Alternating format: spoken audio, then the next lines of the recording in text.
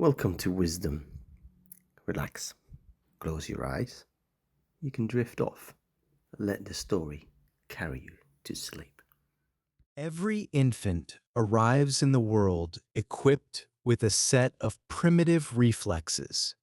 These automatic responses operate without conscious thought, guiding the newborn through the earliest days outside the womb. They are ancient patterns wired into the nervous system before birth, serving as bridges between helplessness and gradual mastery. No one teaches a newborn these movements.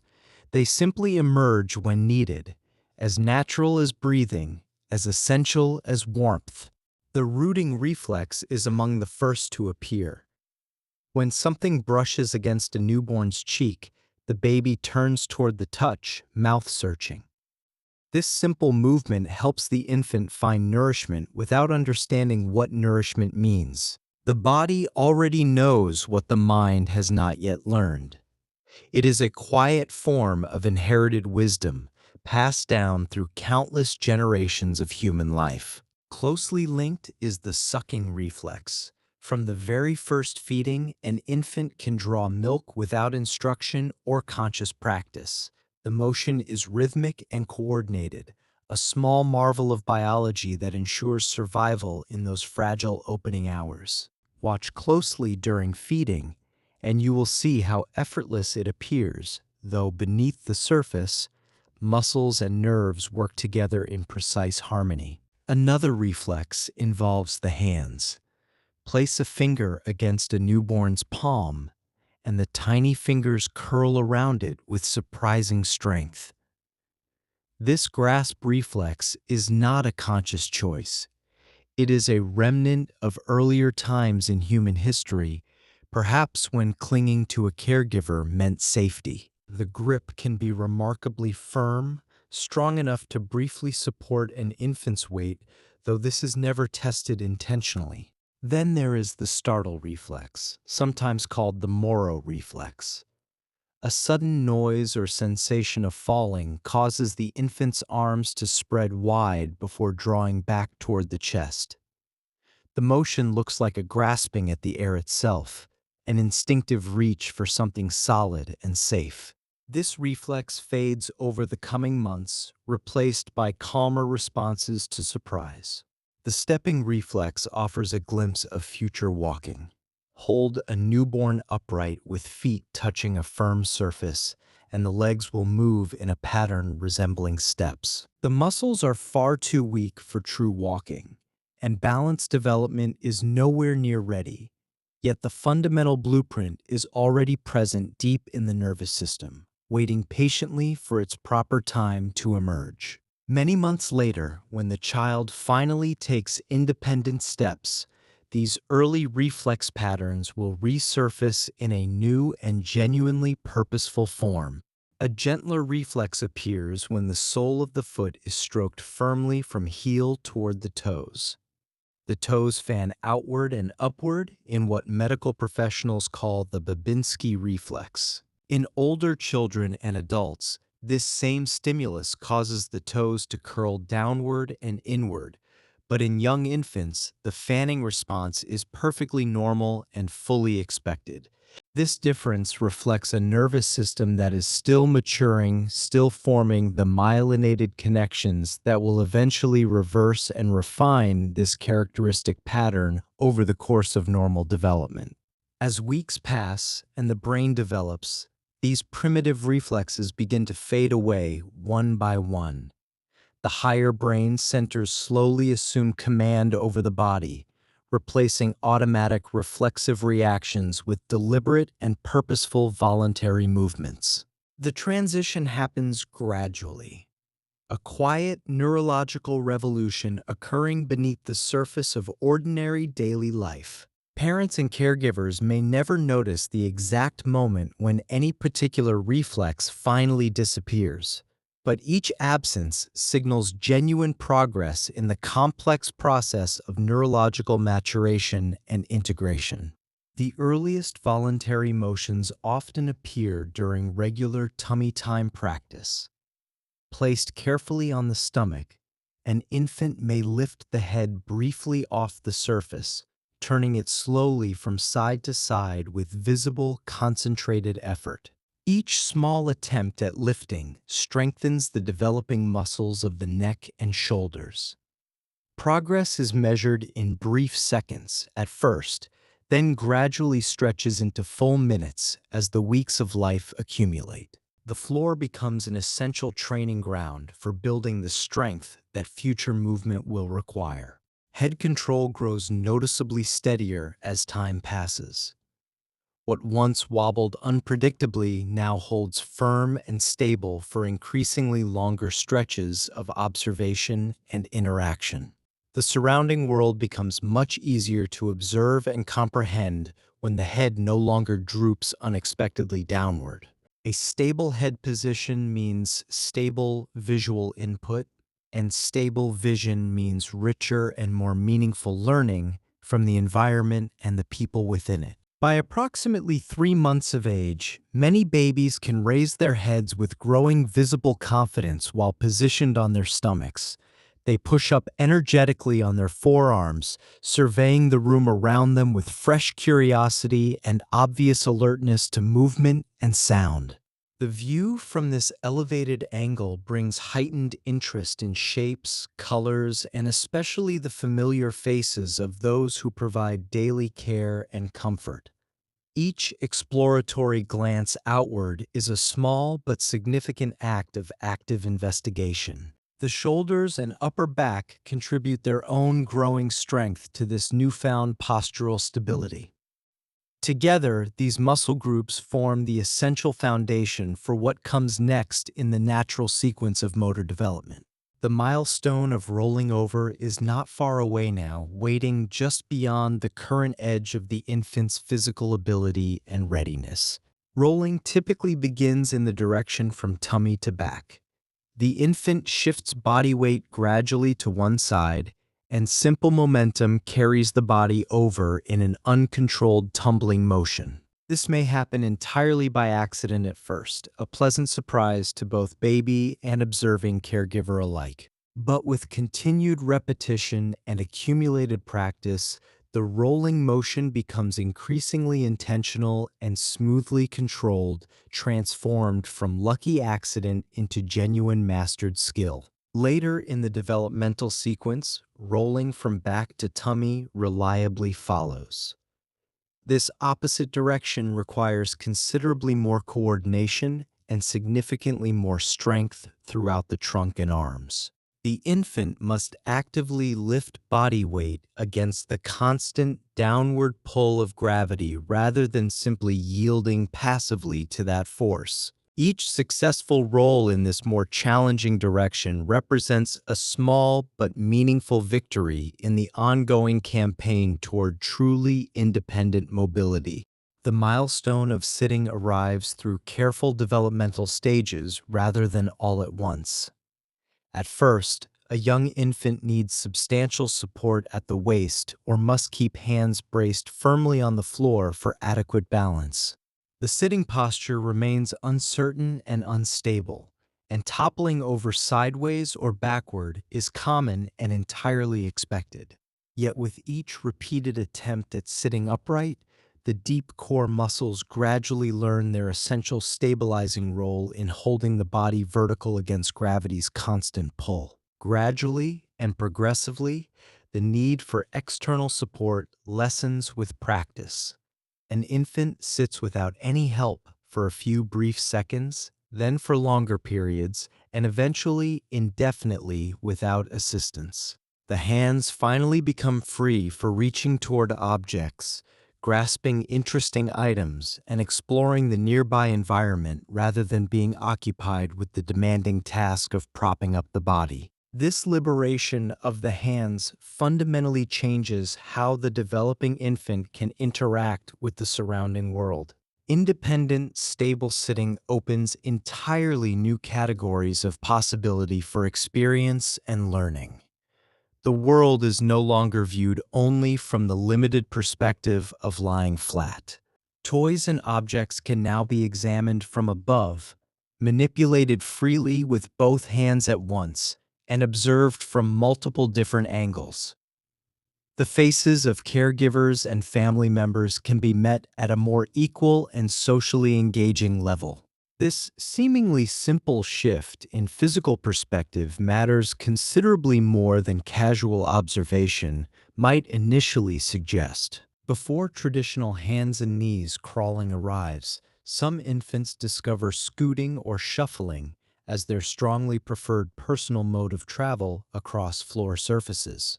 Using one leg to push backward against the floor and arms to pull the body forward, they drag themselves across rooms in whichever direction currently calls to their interest. This method may not look graceful or particularly efficient to watching adult eyes, but it successfully achieves the essential developmental goal of self-directed intentional movement through physical space. The army crawl represents another common early form of independent floor travel. The determined infant pulls the body forward on the belly, elbows working hard with each stroke, legs trailing loosely behind or pushing weakly against the floor surface. Progress is effortful and notably slow, demanding considerable patience and genuine persistence. Yet this belly crawling represents real and developmentally meaningful progress toward the independence and exploration that lies in the months ahead. Some adventurous babies experiment with what careful observers call the bear crawl variation, moving forward on hands and feet with both knees lifted clearly off the ground. This alternative crawling style strengthens different muscle groups than traditional crawling and adds welcome variety to the growing vocabulary of possible movement patterns. Each individual infant ultimately finds a personal preferred path toward the next major milestone, and no two developmental paths are ever quite exactly alike in their specific details and timing. Traditional crawling on hands and knees represents a major milestone in physical development. This coordinated motion strengthens the shoulders, hips, and trunk in ways that prepare the body for the vertical demands of standing and walking. The alternating pattern of opposite arm and leg moving forward together engages both sides of the brain, building neural pathways that will serve the child well into the future. Some infants spend weeks in this phase, covering distances across floors and carpets before attempting to stand.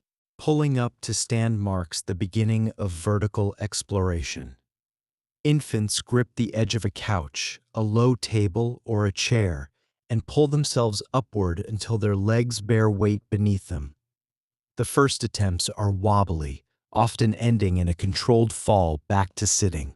But with practice, the stance grows steadier, and the infant begins to look outward from this elevated vantage point, with visible curiosity about what else might be within reach. Cruising follows naturally from the achievement of standing.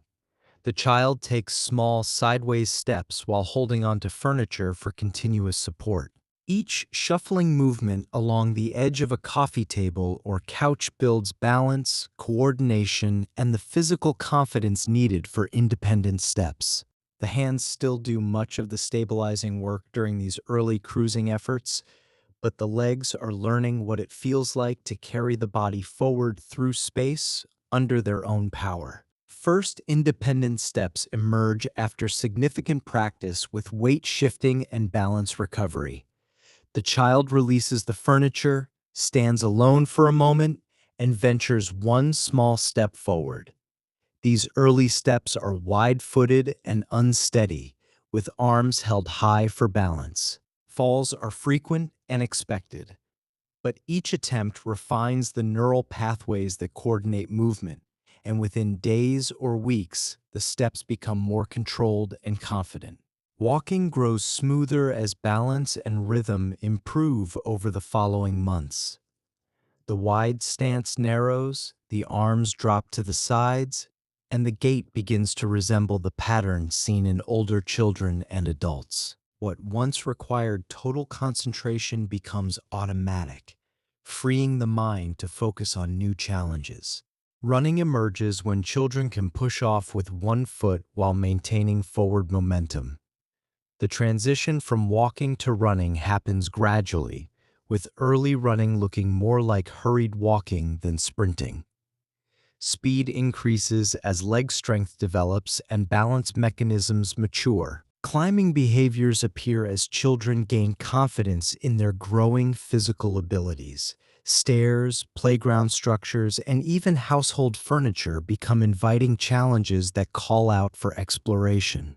Each climb requires planning, sustained strength, and careful coordination of hands and feet working together.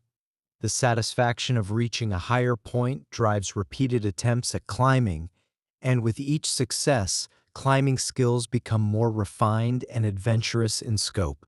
Jumping requires a specific kind of coordination that takes considerable time to develop fully.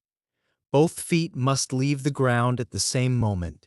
The body must achieve true airborne flight, however brief, and then absorb the landing impact safely without falling. Early jumping attempts often look more like enthusiastic bouncing, with feet barely clearing the floor. True two-footed jumps with genuine airborne moments typically appear toward the end of the toddler years, representing a culmination of strength development and precise timing coordination. Early fine motor skills begin with seemingly random hand movements that only gradually become purposeful, reaching toward objects of interest. In the first weeks of life outside the womb, an infant's hands move without clear visible intent, waving through space as the brain and muscles slowly learn to communicate with each other. But within the first few months, those same hands begin reaching toward objects that catch the eye, building the bridge between seeing something interesting and touching it directly. Around 3 months of age, babies begin to intentionally reach for objects within their visual field. The motion may be imprecise at first, with the hand landing somewhere near the target rather than directly on it. But the intent behind the reaching is unmistakably clear, and with regular practice and repetition, accuracy improves steadily over time. Each successful reach reinforces the neural connections that guide future coordinated movement. Grasping skills evolve through several recognizable developmental stages. The earliest grasp is entirely reflexive, triggered automatically whenever something touches the sensitive palm. As voluntary motor control develops over the following weeks, the infant begins to close fingers around objects with visible purpose and intent. The whole hand wraps around items in what observers call a palmar grasp, holding toys, extended fingers, or soft fabric with determined strength. Releasing an object deliberately proves surprisingly difficult for young infants to master. The same muscles that grip tightly must learn to let go smoothly on command, which requires a fundamentally different kind of neural control than grasping provides. Early release attempts may involve shaking the hand vigorously or pressing the held object against a surface until it finally falls free.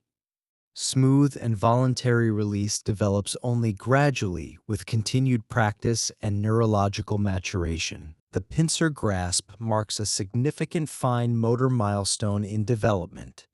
Using the thumb and index finger together in precise opposition, a child can pick up small items with accuracy that was previously impossible with whole hand grasping. This delicate grip allows for entirely new kinds of exploration and manipulation of the environment. Small food pieces, tiny toys, and interesting bits of material become accessible in ways that a whole hand palmar grasp could never achieve. Hand-eye coordination strengthens through countless repetitions of reaching, grasping, and manipulating objects during everyday play and exploration. Each attempt to catch a rolling ball, stack a block on top of another, or place a shape correctly into a sorter builds stronger connections between visual processing systems and motor control regions. The developing brain learns to predict where moving objects will be and to direct the hands accordingly with increasing precision. Turning pages, stacking blocks, and rotating small objects provide natural, everyday training for fine motor control development. These common play activities strengthen the small muscles of the hands and fingers while simultaneously teaching the brain how to plan and execute increasingly precise movements. What looks like simple play to adult observers is actually sophisticated practice for skills that will matter throughout the child's entire life. Sleep patterns in newborns follow a rhythm that bears little resemblance to the organized sleep of adults.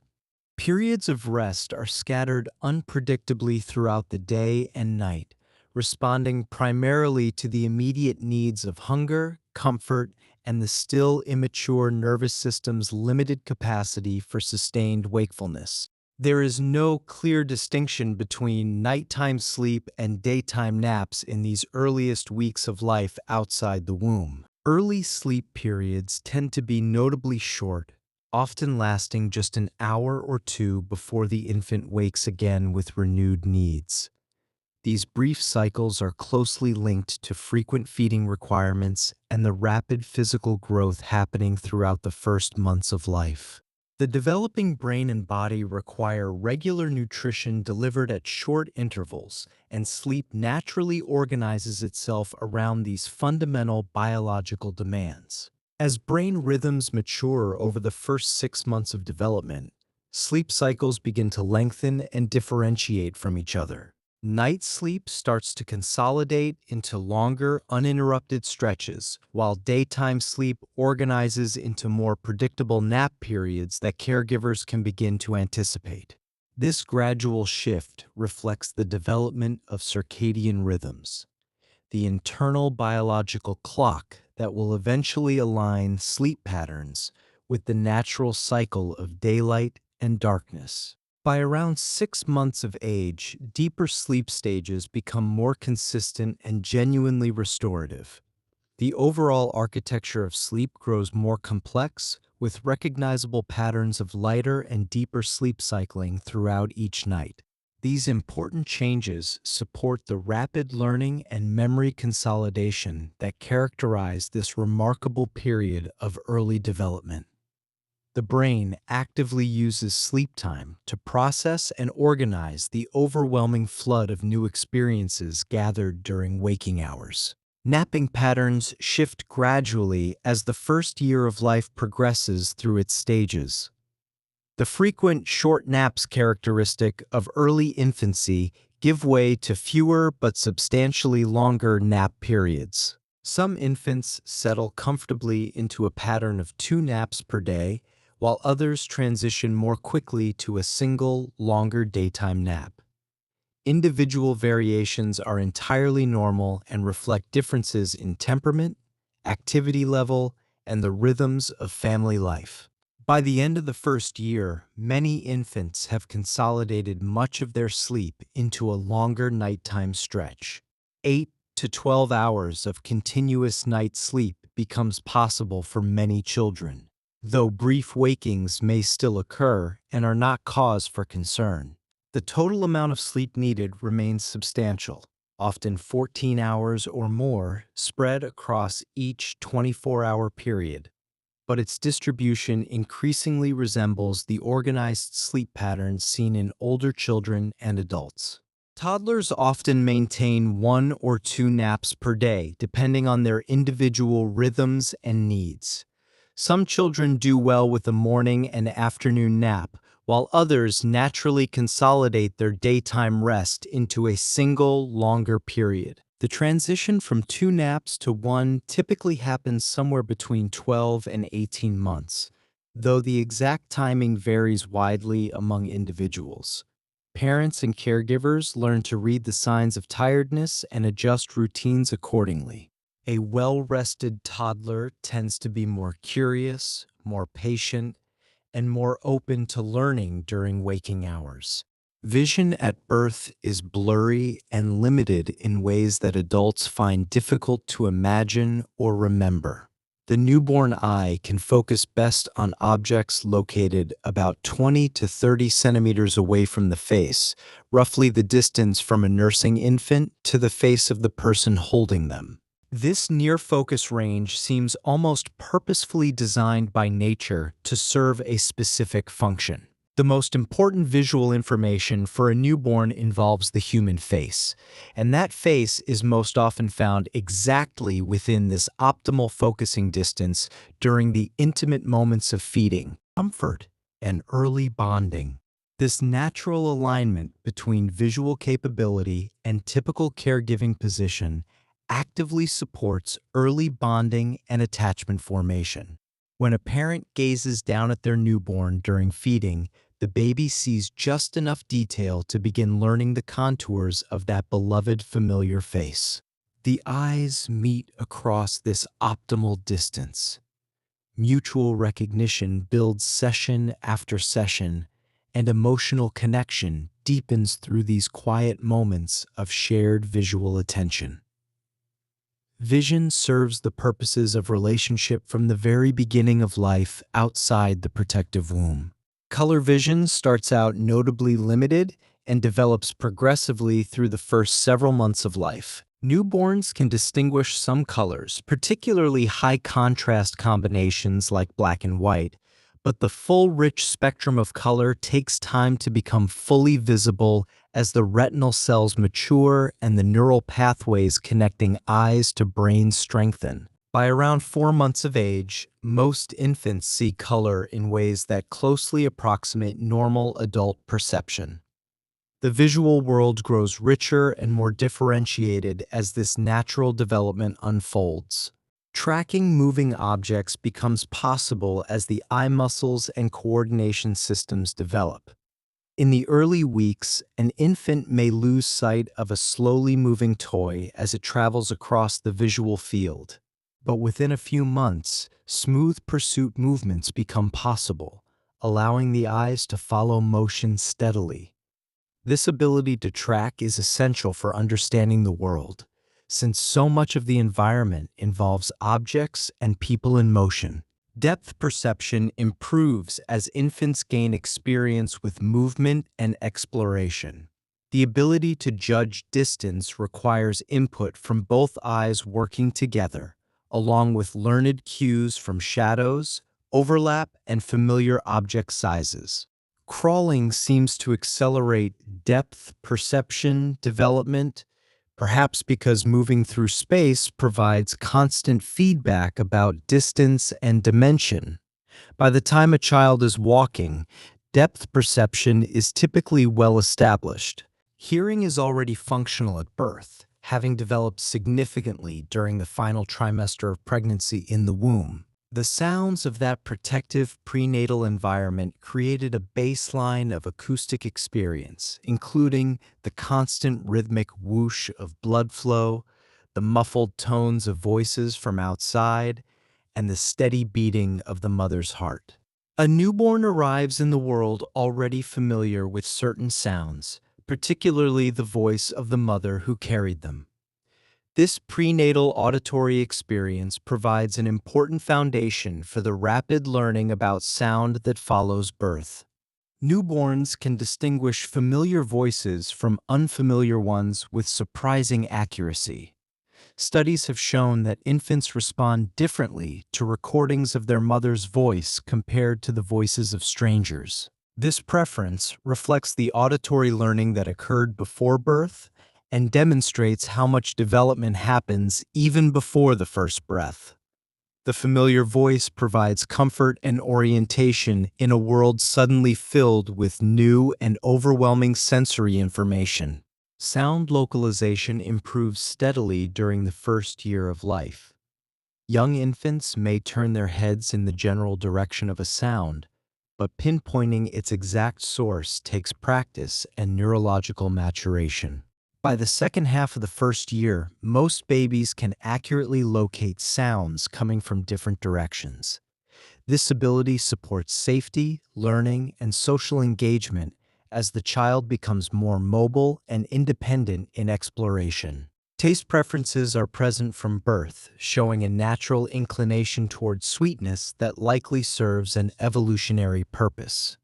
Sweet tastes in nature often signal safe, energy-rich foods, while bitter tastes may indicate potential toxins. Newborns demonstrate clear preferences when offered different solutions, relaxing and sucking more vigorously for sweet liquids while grimacing or turning away from bitter ones. These early preferences provide a starting point that will be modified by experience and exposure. As solid foods are introduced during the second half of the first year, taste exploration expands dramatically. Each new food offers a different combination of flavors and textures, building a sensory database that will inform eating habits for years to come. Repeated exposure to a variety of tastes tends to broaden acceptance over time. The infant who initially refuses a particular vegetable may come to enjoy it after multiple gentle introductions without pressure. Smell plays a powerful and often underappreciated role in comfort, recognition, and emotional connection during the first years of life. The olfactory system is among the most primitive and directly connected to emotional processing centers in the brain. Familiar scents trigger feelings of safety and relaxation, while unfamiliar or unexpected odors may cause alertness or visible distress. This sensitivity to smell serves the infant well in quickly identifying caregivers and familiar environments. Infants recognize their primary caregiver's scent remarkably early in life, often within the first days. Newborns show clear preference for the smell of their own mother's breast milk over that of another nursing mother. They turn toward familiar scents and show noticeably calmer behavior when surrounded by the comforting aromas of home and family. This olfactory recognition reinforces attachment bonds and provides yet another pathway for the developing relationship between infant and caregiver to strengthen and deepen over time. The sense of touch is one of the earliest sensory systems to develop, beginning its formation well before birth in the protected environment of the womb. Touch sensitivity is present throughout the skin from the moment of birth, making it a primary and immediate channel for experiencing the world and receiving comfort. The gentle pressure of being held close, the warmth of skin-to-skin contact, and the soothing rhythm of gentle rocking all communicate safety and love through this fundamental and ancient sense. Skin contact helps infants interpret important environmental information. Temperature variations signal whether a surface or person is warm or cool. Texture differences distinguish soft blankets from rough floors. Pressure changes indicate whether handling is gentle or firm. All of this tactile information flows continuously into the developing brain, building understanding of the physical world and the people within it. Tactile exploration intensifies as grasping and reaching improve during the first year. Once hands can reliably make contact with objects, touching becomes a primary method of investigation. Every surface, every toy, every piece of food provides data through the sensitive fingertips. Infants learn about hardness and softness, smooth and bumpy, warm and cold through thousands of touches accumulated over weeks and months. Babies learn extensively about texture by repeatedly touching, mouthing, and rubbing objects against their skin. The mouth is especially sensitive in early infancy, which explains why everything seems to end up there for investigation. This oral exploration is not random or purposeless. It represents sophisticated sensory research using one of the most sensitive parts of the body to gather detailed information about the physical properties of the surrounding world. Proprioception emerges as infants develop awareness of where their limbs are positioned in space without needing to look at them directly. This internal sense provides continuous information about body position and movement through specialized sensors located in muscles, tendons, and joints throughout the body.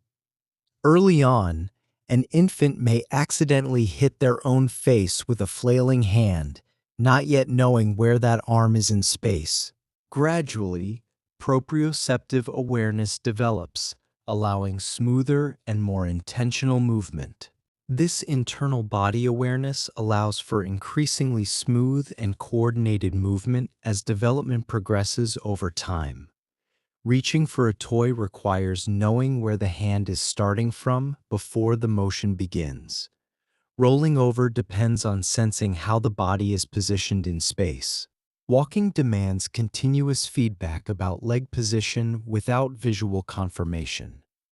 Proprioception develops and strengthens through movement and activity, growing more refined each time the infant moves through space and receives feedback from joints and muscles about what just happened. The vestibular system, located deep within the inner ear, enables balance and spatial orientation from the earliest days of life outside the womb.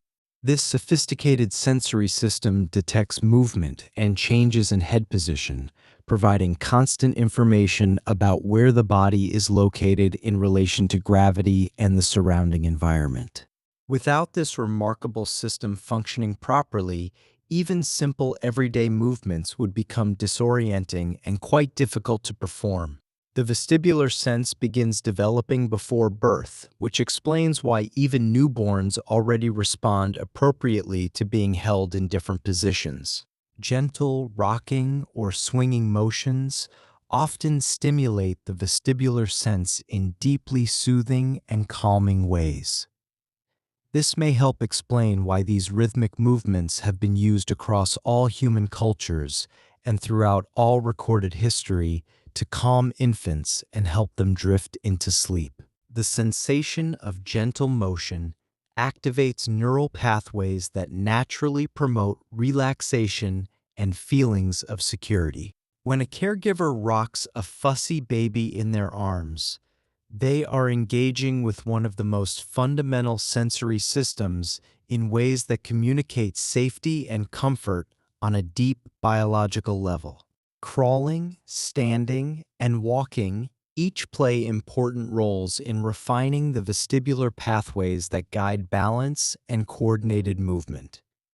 Every time an infant moves through physical space, the vestibular system receives new information about body position and motion through space. This constant stream of sensory data helps calibrate and refine the sense of balance, making it progressively more accurate and reliable over time. The infant who has spent months crawling develops noticeably stronger vestibular processing than one who has not yet had such extensive experiences. Balance control develops through an ongoing process of trial, error, and correction during movement activities of all kinds.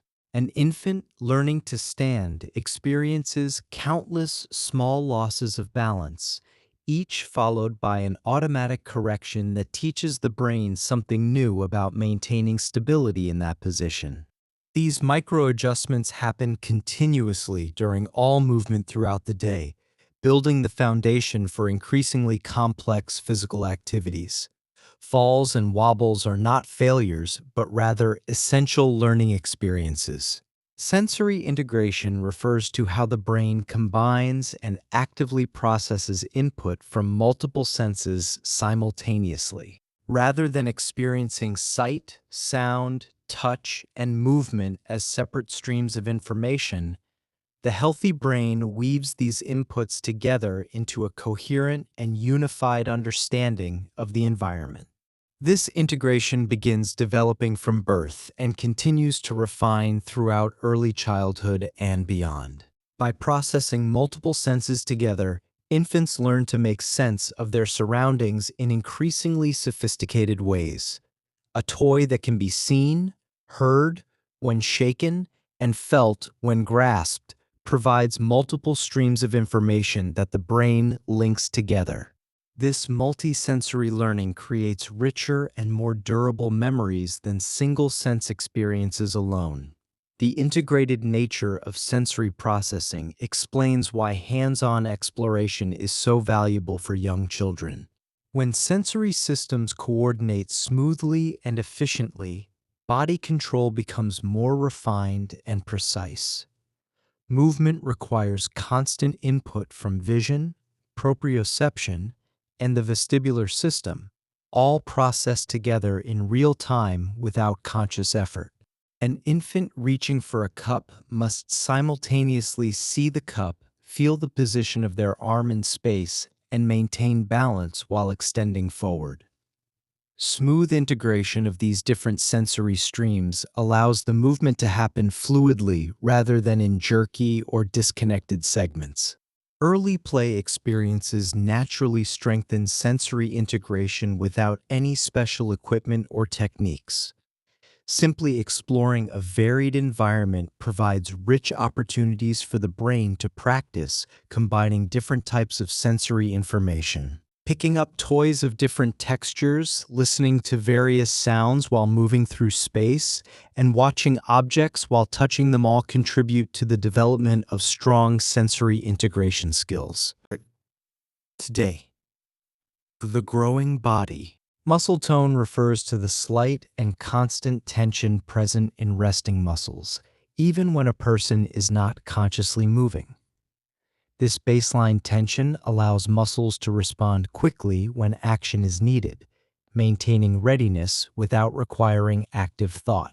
Healthy muscle tone provides the foundation for both movement and stability, allowing smooth transitions between relaxed and active states throughout daily life. In the first years of life, healthy muscle tone allows smooth transitions between rest and movement. A baby with good muscle tone can shift from lying quietly to reaching for a toy without excessive effort or delay. Muscle tone that is too high or too low can interfere with typical movement development, though most infants fall within a normal range. The tone naturally adjusts over time as the nervous system matures and refines its control. Alternating periods of movement and rest gradually help balance and regulate muscle tone during infancy. Active play stretches and works the muscles, while rest periods allow recovery and integration. This natural rhythm of activity and rest supports healthy development without requiring structured exercise programs. The ordinary activities of daily life provide ample opportunity for muscle tone to develop appropriately.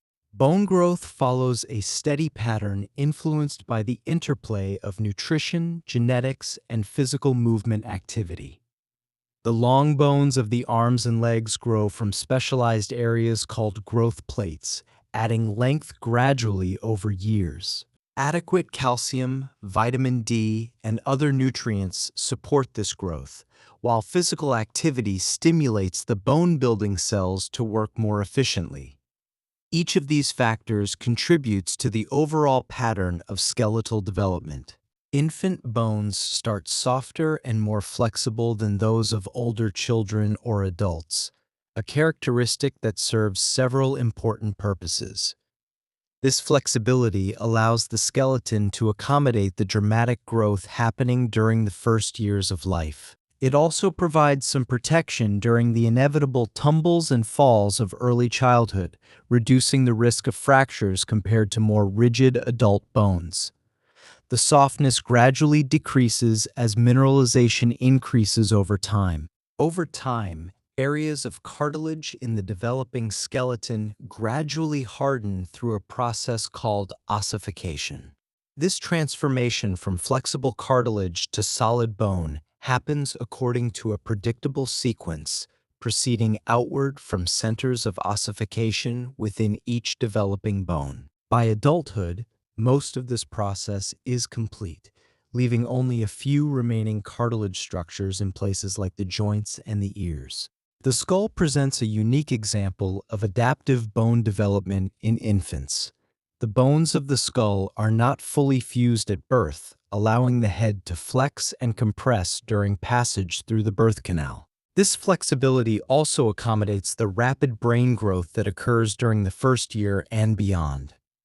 The gaps between skull bones are covered by tough membranes rather than bone, providing protection while still allowing expansion. The soft spots on an infant's head, called fontanelles, represent areas where skull bones have not yet joined together. The largest of these, the anterior fontanelle, can be felt as a slightly soft area near the front of the head. This fontanelle usually closes by around 18 months to 2 years of age, as the skull bones gradually grow together and fuse. Caregivers sometimes worry about these soft spots, but they are a normal and necessary part of healthy skull development. The flexible bone structure of infancy aids both brain expansion and motor development in complementary ways. A skull that can grow accommodates the rapidly enlarging brain, while limb bones that can bend slightly absorb the impacts of early movement experiments. This flexibility represents an elegant evolutionary solution to the challenges of rapid early development, balancing protection with the need for growth and adaptation. Even small daily movements contribute meaningfully to stronger muscles and denser bone tissue throughout infancy and early childhood. Weight-bearing activities like standing and walking stimulate bone-building cells, while reaching, grasping, and climbing strengthen the muscles that support and move the skeleton. No elaborate exercise program is required for healthy musculoskeletal development, just the ordinary activities of active childhood play and exploration. As physical control grows through the early years, movements shift from random, uncoordinated motions to deliberate, purposeful actions. The newborn, whose arms wave without clear purpose, becomes the toddler who reaches precisely for a desired toy. The infant who kicks randomly becomes the child who walks with intention toward a specific destination. This progression reflects the maturing brain gaining increasingly refined control over the body's movements. By age 3, most children demonstrate reasonably coordinated movement, clear responses to sensory input, and a growing sense of body awareness that supports increasingly complex physical activities. They can run, climb, and manipulate small objects with skill that would have been impossible just months earlier. This physical competence provides the foundation for further development in the years ahead, supporting play, exploration, and the beginning of more formal physical activities. Newborns are primed to bond from the moment of birth, showing sensitivity to human voices, faces, and the comfort of touch. This readiness for connection is present from the first breath, wired into the nervous system through millions of years of evolution. Humans are social creatures, and the infant brain arrives equipped with the basic tools needed to begin forming relationships that will shape the rest of life. Early bonding behaviors emerge naturally in the first days and weeks after birth. Infants seek closeness to their caregivers, relaxing visibly when held in familiar arms. They maintain eye contact when the opportunity arises, gazing at faces with focused attention that seems remarkable for such a young being. These behaviors are not random or meaningless. They represent the infant's active participation in building the attachment relationships that will provide security and support throughout childhood and beyond. Recognition of a caregiver's voice can occur within the first days of life, guided by prenatal exposure to sound patterns. The voice an infant heard most often during pregnancy becomes instantly familiar after birth. Studies show that newborns respond differently to their mother's voice compared to other voices, demonstrating a preference that developed through months of listening from within the womb. The scent of a primary caregiver provides powerful comfort to a newborn, helping the infant identify familiar safety cues in an otherwise overwhelming sensory environment. The sense of smell is strongly connected to emotional processing in the brain, and familiar scents trigger feelings of security and relaxation. An item of clothing worn by a parent can calm a distressed infant simply through its familiar smell. This olfactory connection represents another pathway through which the early attachment relationship develops and strengthens. Eye contact between infant and caregiver fosters mutual attention and deepens emotional connection with each exchange. When eyes meet, both participants in this visual conversation experience changes in their nervous systems that promote bonding. The caregiver feels drawn to the infant, while the infant finds comfort and stimulation in the familiar face. These moments of shared gaze, repeated countless times throughout each day, weave the fabric of the attachment relationship. Social smiling emerges around 2 months of age, marking one of the first signs of social reciprocity. Before this point, infants may smile in sleep or in response to internal states, but these early smiles are not directed at another person. The social smile is different. It is a smile given to someone, a communication of pleasure in the presence of another human being. For caregivers, this first social smile often feels like a breakthrough moment. The first social smiles often occur spontaneously, appearing before becoming reliable responses to familiar faces or playful interactions. Over time, the smile becomes more clearly linked to social situations. The infant learns to smile when greeted, when played with, and when reunited after separation. Each smile reinforces the bond and encourages the caregiver to continue interacting, creating a positive cycle of engagement. Laughter develops as infants learn to anticipate fun interactions and express delight in the company of others. The first laughs may emerge from physical play, such as gentle bouncing, but soon extend to social games and surprises. Laughter is inherently social, a signal of shared enjoyment that strengthens the bond between infant and caregiver. Each giggle reflects growing social awareness and a developing sense of shared emotion between the infant and those around them. When a baby laughs at a game of peekaboo, they demonstrate understanding that another person is playing with them, that the disappearance and reappearance is intentional, and that the experience is meant to be fun. This seemingly simple response actually reflects quite sophisticated social cognition developing in the young brain. Crying serves as an infant's earliest form of communication, signaling needs for support and care to those nearby.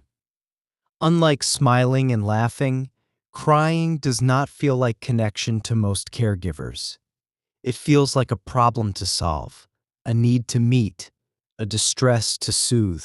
Yet crying is fundamentally social, a call for help from a being who cannot yet help themselves. The cry has evolved to be impossible to ignore, ensuring that the infant's needs will be attended to by those who hear it. Newborn cries can vary in pitch, intensity, and pattern, reflecting different underlying states such as hunger, fatigue, or physical discomfort. Experienced caregivers often learn to distinguish between these different cries, responding to hunger with feeding and to fatigue with comfort and rest. This discrimination develops through repeated experience as caregivers observe what satisfies the infant after different types of cries.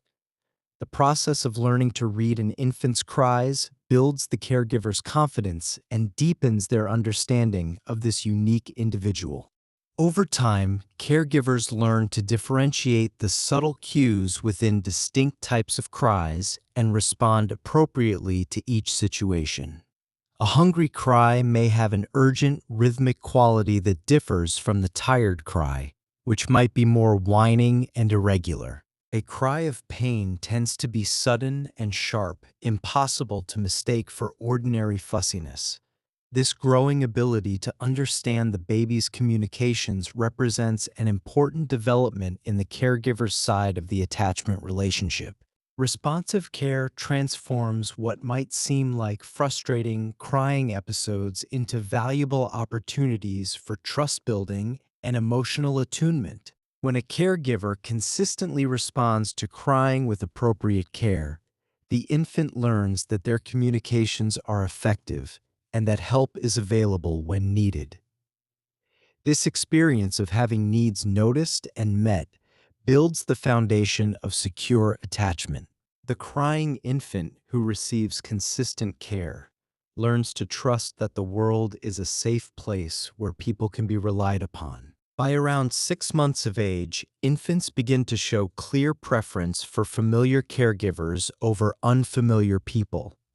This preference represents a significant development in attachment formation. The infant has now accumulated enough experience to form expectations about who will provide care and comfort. They recognize the people who have consistently been present, and they show this recognition through differential responses, reaching toward familiar faces and relaxing more readily in familiar arms. This preference builds upon repeated cycles of comfort, feeding, and responsiveness that have accumulated over the first half year of life. Each time a caregiver responds to the infant's needs, another thread is added to the attachment relationship. The preference that emerges around 6 months represents the visible outcome of thousands of small interactions, each one reinforcing the infant's sense that this particular person can be trusted to provide care and protection. Stranger awareness appears as infants start to distinguish familiar faces from unfamiliar ones with increasing clarity and certainty. A 3-month-old may smile at nearly anyone who smiles at them, but a 6-month-old becomes more selective. Unfamiliar faces may be studied carefully rather than immediately engaged. This wariness toward strangers reflects growing cognitive sophistication and is a healthy sign of normal development, even though it may create awkward moments when relatives or friends expect immediate warmth from the baby. Mild wariness toward strangers indicates growing cognitive and emotional differentiation that supports healthy development and safety. The infant, who is cautious around unfamiliar people, demonstrates that they have formed clear categories of known and unknown, safe and potentially uncertain. This discrimination serves an important protective function, keeping the vulnerable infant close to proven sources of care while maintaining appropriate caution around those who have not yet earned trust.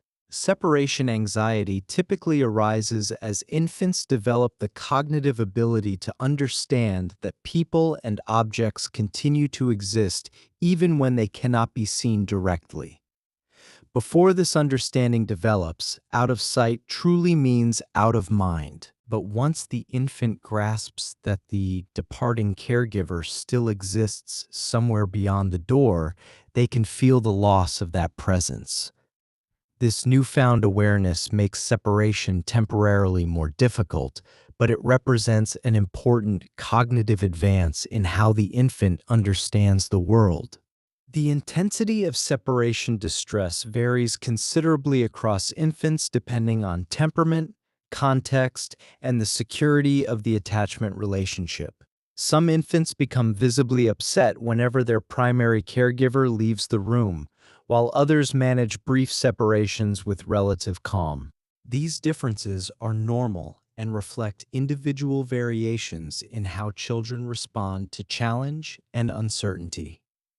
Neither extreme, intense distress nor complete indifference is necessarily a cause for concern in isolation.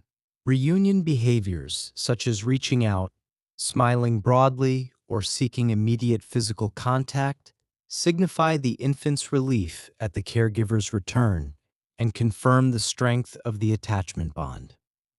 The reunion is often as revealing as the separation. An infant who has been distressed by separation but calms quickly and happily upon reunion demonstrates secure attachment, using the caregiver as a reliable source of comfort. These reunion moments reinforce the relationship and remind both participants of the connection they share. The secure base concept describes how the primary caregiver functions as a point of safety and security from which the child feels confident to explore the surrounding world. When a young child ventures across a room to investigate an interesting toy, they periodically look back toward their caregiver, visually checking that the safe base is still present and available if needed. This visual checking provides reassurance that allows exploration to continue with confidence. If something alarming or unexpected happens, the child knows exactly where to return for immediate comfort and protection. A securely attached infant demonstrates a characteristic pattern of alternating between seeking closeness to the caregiver and engaging in independent exploration of the environment. They do not cling constantly, nor do they ignore the caregiver entirely. Instead, they find a balance, using the relationship as support for healthy independence. This balance reflects trust that the caregiver will be available when needed, freeing the child to pursue their natural curiosity about the world. Attachment formation is a gradual process shaped by the daily patterns of responsiveness that accumulate over weeks and months of consistent care. There is no single bonding moment that determines the entire course of the relationship. Rather, attachment develops through thousands of small interactions, each one adding to the infant's growing experience of this particular caregiver. Over time, these accumulated experiences create expectations about how the relationship will function going forward.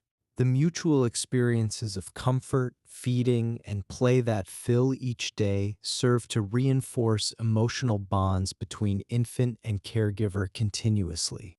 Every time a distressed infant is soothed, every feeding that satisfies hunger, every playful interaction that brings smiles creates another positive association. These repeated, positive experiences build the foundation of secure attachment, teaching the infant that this person can be trusted to provide care and that relationships are sources of comfort and joy. Physiological co-regulation occurs when a caregiver's calm and reassuring presence helps regulate an infant's heart rate, breathing patterns, and stress hormone levels.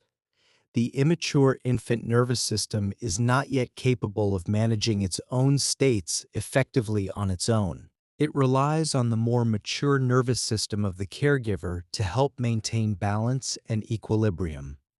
When a caregiver holds a distressed infant and remains calm themselves, this calmness is literally transmitted to the infant through physical contact and vocal tone. Emotional co-regulation builds the essential foundation for the child's later ability to manage difficult feelings independently. At first, the infant cannot calm themselves without help from a more mature nervous system. They depend entirely on the caregiver to notice distress and provide effective soothing. But through repeated experiences of being calmed by another person, the infant gradually internalizes these regulatory strategies. What was once done for them becomes something they can eventually do for themselves. Through consistent soothing experiences provided by attentive caregivers, infants learn that emotions can be managed and understood rather than simply endured. The infant who is repeatedly comforted when upset develops an implicit understanding that difficult feelings are temporary and survivable. They learn that help is available when emotions become overwhelming. This early learning about emotions sets the stage for emotional intelligence and resilience in later life. Self-soothing behaviors begin to emerge gradually during the first year of life as infants discover ways to comfort themselves without requiring immediate caregiver intervention. Thumb sucking appears in many infants, providing oral comfort that can calm distress independently. Some infants rock themselves gently back and forth, finding the rhythmic motion naturally soothing. Others find comfort in rubbing soft textures or holding a corner of a familiar blanket. These early self-soothing strategies represent the beginning of independent emotional regulation. Holding or mouthing soft objects often helps infants manage transitions and moments of tension throughout the day. A favorite stuffed animal or blanket can provide comfort during the shift from waking to sleeping, from being held to being placed in a crib, or from the familiar environment of home to an unfamiliar setting. These objects carry emotional significance that extends beyond their simple physical properties. Comfort objects, sometimes called transitional items by developmental researchers, serve as symbolic links to emotional security when the primary caregiver is not immediately present. The beloved teddy bear or worn blanket carries associations with comfort and safety that the child has built up through repeated experience. When the child holds this object, they access some of the security that the caregiver relationship provides, even in the caregiver's temporary absence. The presence of a trusted object can provide meaningful reassurance during caregiver absences, helping the child manage the challenge of separation. A toddler heading to childcare may clutch a small stuffed animal that smells like home, drawing comfort from this tangible connection to their secure base. The object does not replace the caregiver, but it provides a bridge until reunion can occur. Predictable care routines nurture basic trust in both the environment and the people who share that environment with the developing child. When days unfold in recognizable patterns with meals, naps, and play occurring in expected sequences, the infant develops a sense of order and reliability.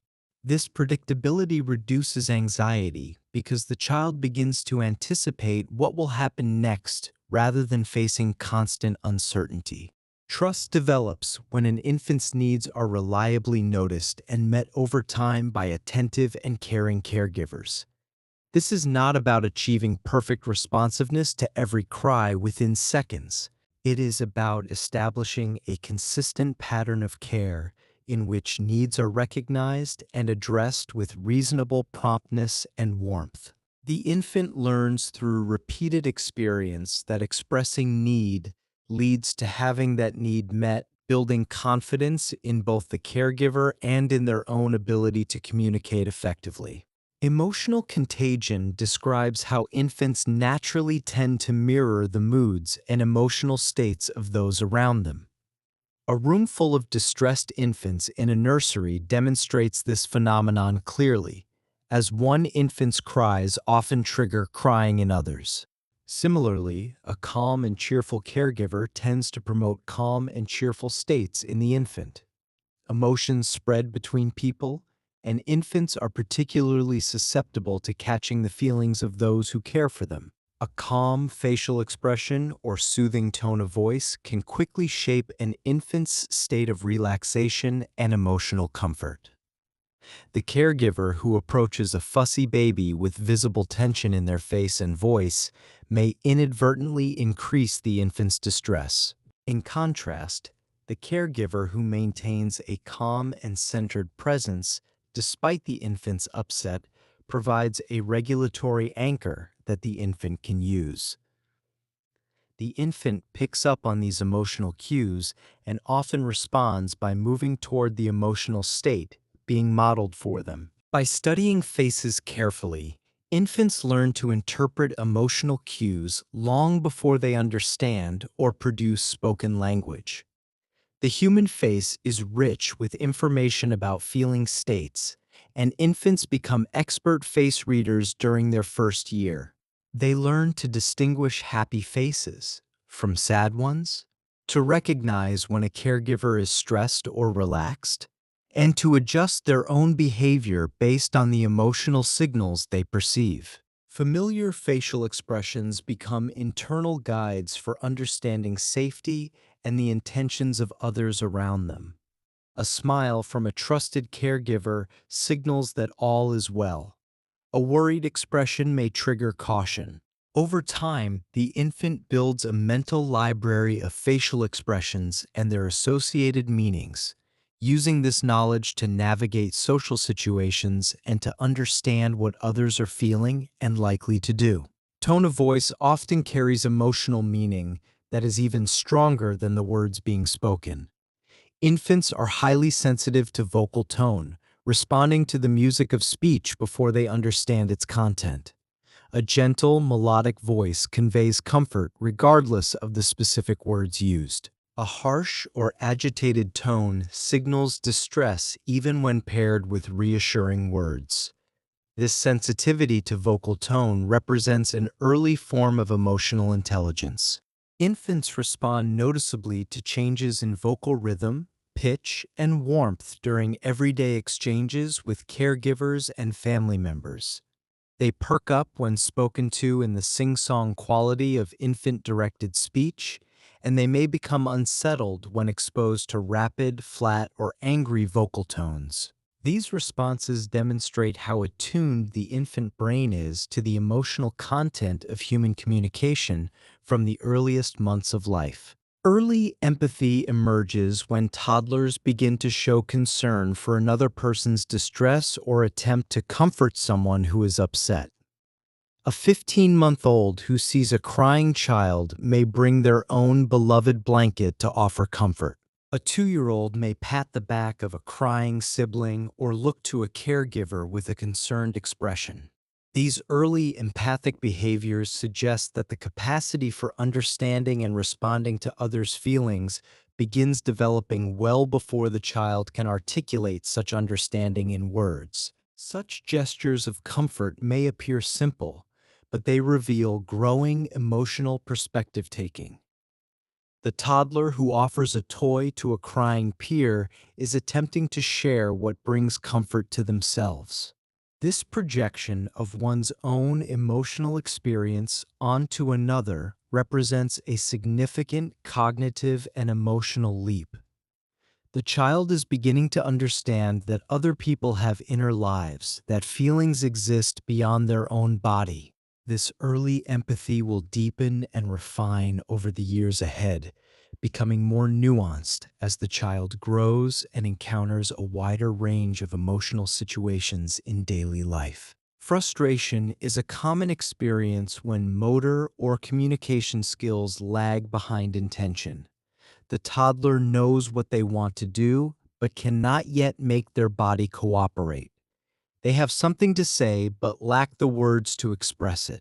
This gap between desire and ability creates tension that sometimes spills over into visible upset. Understanding this dynamic helps caregivers respond with patience rather than correction. The child is not being difficult. They are struggling with real limitations. Tantrums in toddlers reflect emotional overflow rather than deliberate defiance. The developing brain lacks the circuitry needed to contain intense feelings. When frustration or disappointment reaches a certain threshold, the emotional system simply overflows. The result may be loud and dramatic, but it is not calculated. The child is genuinely overwhelmed, caught in a storm they cannot control. These moments call for calm presence rather than punishment, for containment rather than confrontation. Gentle recovery after distress supports emotional learning through experience. When the storm passes and the child returns to calm, an opportunity for growth appears. The caregiver who offers comfort without judgment helps the child understand that intense feelings come and go. Recovery is possible. The world continues.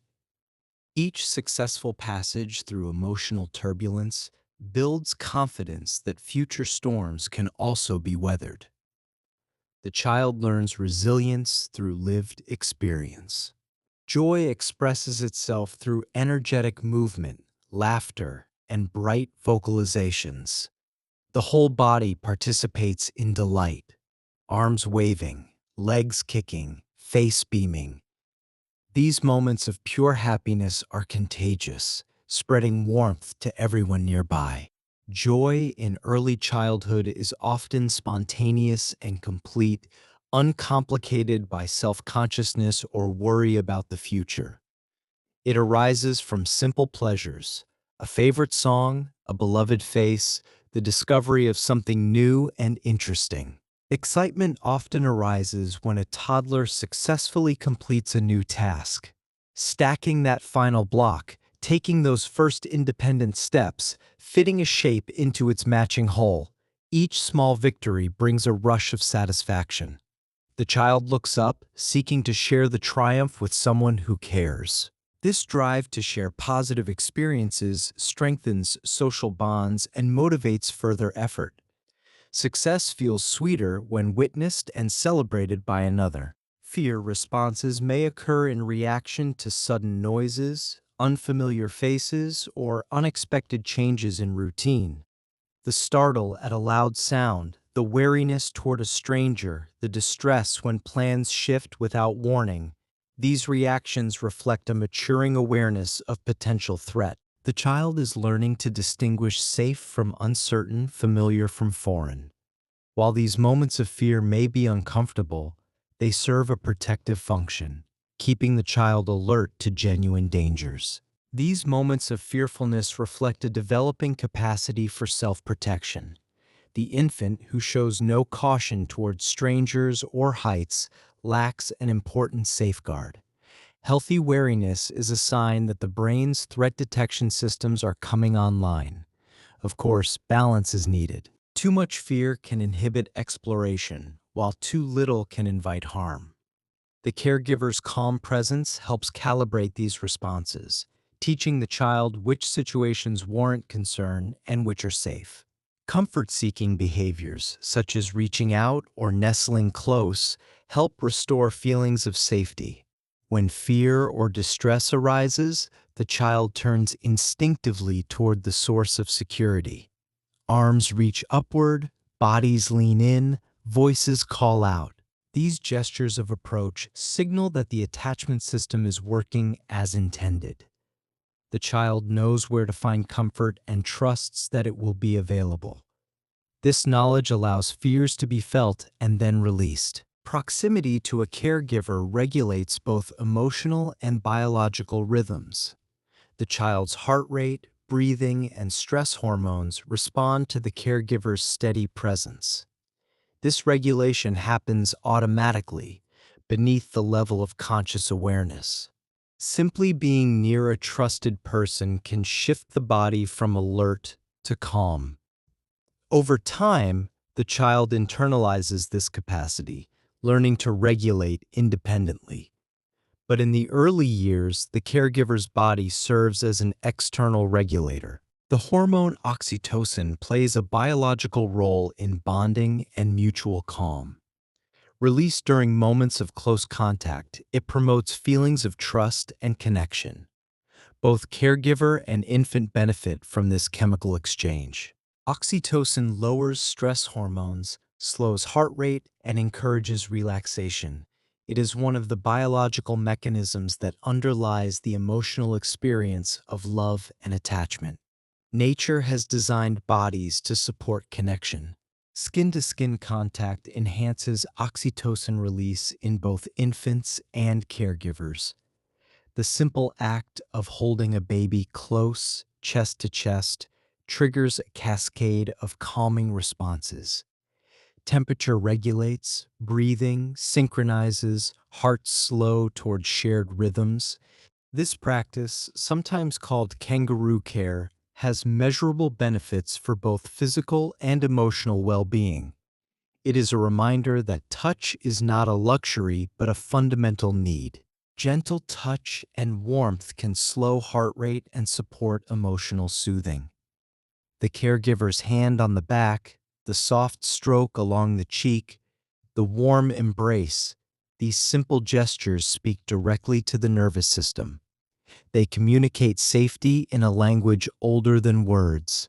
Infants who receive abundant, affectionate touch tend to develop more robust stress regulation capacities. The body learns calm through the repeated experience of being calmed. Eye contact during caregiving moments encourages synchrony and mutual awareness. When gazes meet, something shifts in the space between two people. Attention focuses, presence deepens, connection strengthens. For the infant, the caregiver's eyes are mirrors and guides, sources of information about safety and emotion. These moments of shared gaze build the neural pathways for social connection and emotional understanding. Synchrony refers to the rhythmic exchange of signals between infant and caregiver. It is a dance of attention, expression, and response. One smiles, the other smiles back. One vocalizes, the other responds with sound. This back and forth creates a sense of being attuned, of being understood. Synchrony builds trust and teaches the infant about the nature of relationships. It is the foundation upon which later communication skills are built. In synchronous interactions, each person adjusts tone, gaze, and movement in harmony with the other. Neither leads entirely, neither follows passively. Instead, there is a mutual responsiveness, a flowing adaptation to the other's signals. This coordination requires attention and flexibility from both partners. When it works well, it creates moments of deep connection that nourish both participants. When synchrony breaks, simple reconnection teaches resilience and trust in relationship repair. Misattunements happen constantly. A missed cue, a delayed response, a moment of distraction. These ruptures are inevitable and even valuable. What matters is what happens next. When the caregiver notices the break and moves to reconnect, the infant learns that relationships can survive imperfection. Repair is possible. Connection can be restored. These cycles of rupture and repair model emotional regulation for later life. The child learns that disconnection is not permanent, that mistakes can be corrected, that relationships bend without breaking. This knowledge becomes internal, shaping how the child will approach conflicts and misunderstandings in future relationships. The capacity for repair may be one of the most important skills that early attachment teaches. Emotional development thrives on both excitement and calm in balanced alternation. Too much stimulation overwhelms the developing nervous system. Too little leaves it understimulated and bored. The ideal is a rhythmic flow between engagement and rest, between arousal and settling. Caregivers intuitively provide this balance, ramping up play and then winding down toward quiet. This natural rhythm supports healthy emotional growth. Early facial mimicry builds neural pathways for empathy and shared emotion. When an infant mirrors a caregiver's expression, neurons fire in patterns that link perception with action. These connections form the basis for understanding others' emotional states. By imitating a smile, the infant experiences something of the emotion that produced it. This embodied understanding precedes abstract reasoning about feelings. The roots of empathy are planted in the muscles of the face. Long before a child can name what another person feels, their body has already practiced the expressions that accompany those feelings. This physical rehearsal lays groundwork for the emotional intelligence that will develop over years to come. Each mirrored smile, each furrowed brow copied in miniature, adds another layer to the child's capacity for connection and compassion in the wider world. Toddlers begin labeling basic feelings with words such as happy or sad. This naming of emotions represents a significant advance in self-awareness and communication. Where once there was only the raw experience of feeling, now there is also a word to capture and share it with others. Language gives shape to inner states, making them easier to recognize, remember, and discuss. The child who can say, "I am sad," has taken a meaningful step toward understanding and managing that sadness. Words become tools for navigating the emotional landscape, offering handles to grasp experiences that might otherwise feel overwhelming or confusing. Naming emotions supports insight into inner states and aids communication with caregivers and others. When a child can identify what they feel, they can begin to ask for what they need with greater precision. The vague distress of early infancy gives way to more specific requests for comfort, for food, for play, for a moment of quiet rest. This growing precision makes caregiving more responsive and helps the child feel truly understood. Language and emotion become intertwined, each enriching the other in ways that support healthy development. Around age 2, self-conscious emotions like pride and embarrassment begin to appear in the child's repertoire. These feelings require a more developed sense of self, an awareness that one exists as a separate being who can be observed and evaluated by others.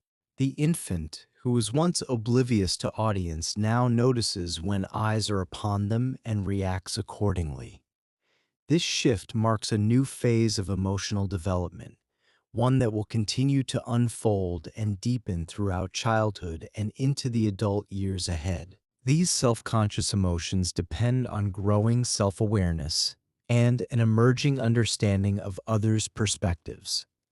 To feel pride, the child must recognize that they have done something worthy of approval and appreciation. To feel embarrassment, they must sense that others might view them critically or with unwanted attention.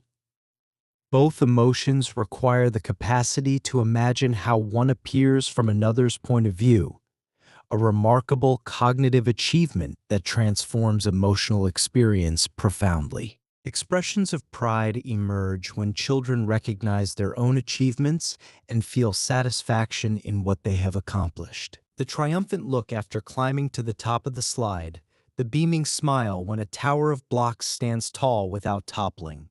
These moments reflect an inner sense of accomplishment that motivates further effort. The child knows they have done something noteworthy and takes genuine pleasure in that knowledge, looking toward caregivers to share the moment. Embarrassment may surface when a child senses unexpected external attention focused upon them. Being watched while performing a new skill, being corrected in front of other people, being caught in a small mistake. These situations can trigger a flush of self-consciousness that colors cheeks and averts gazes.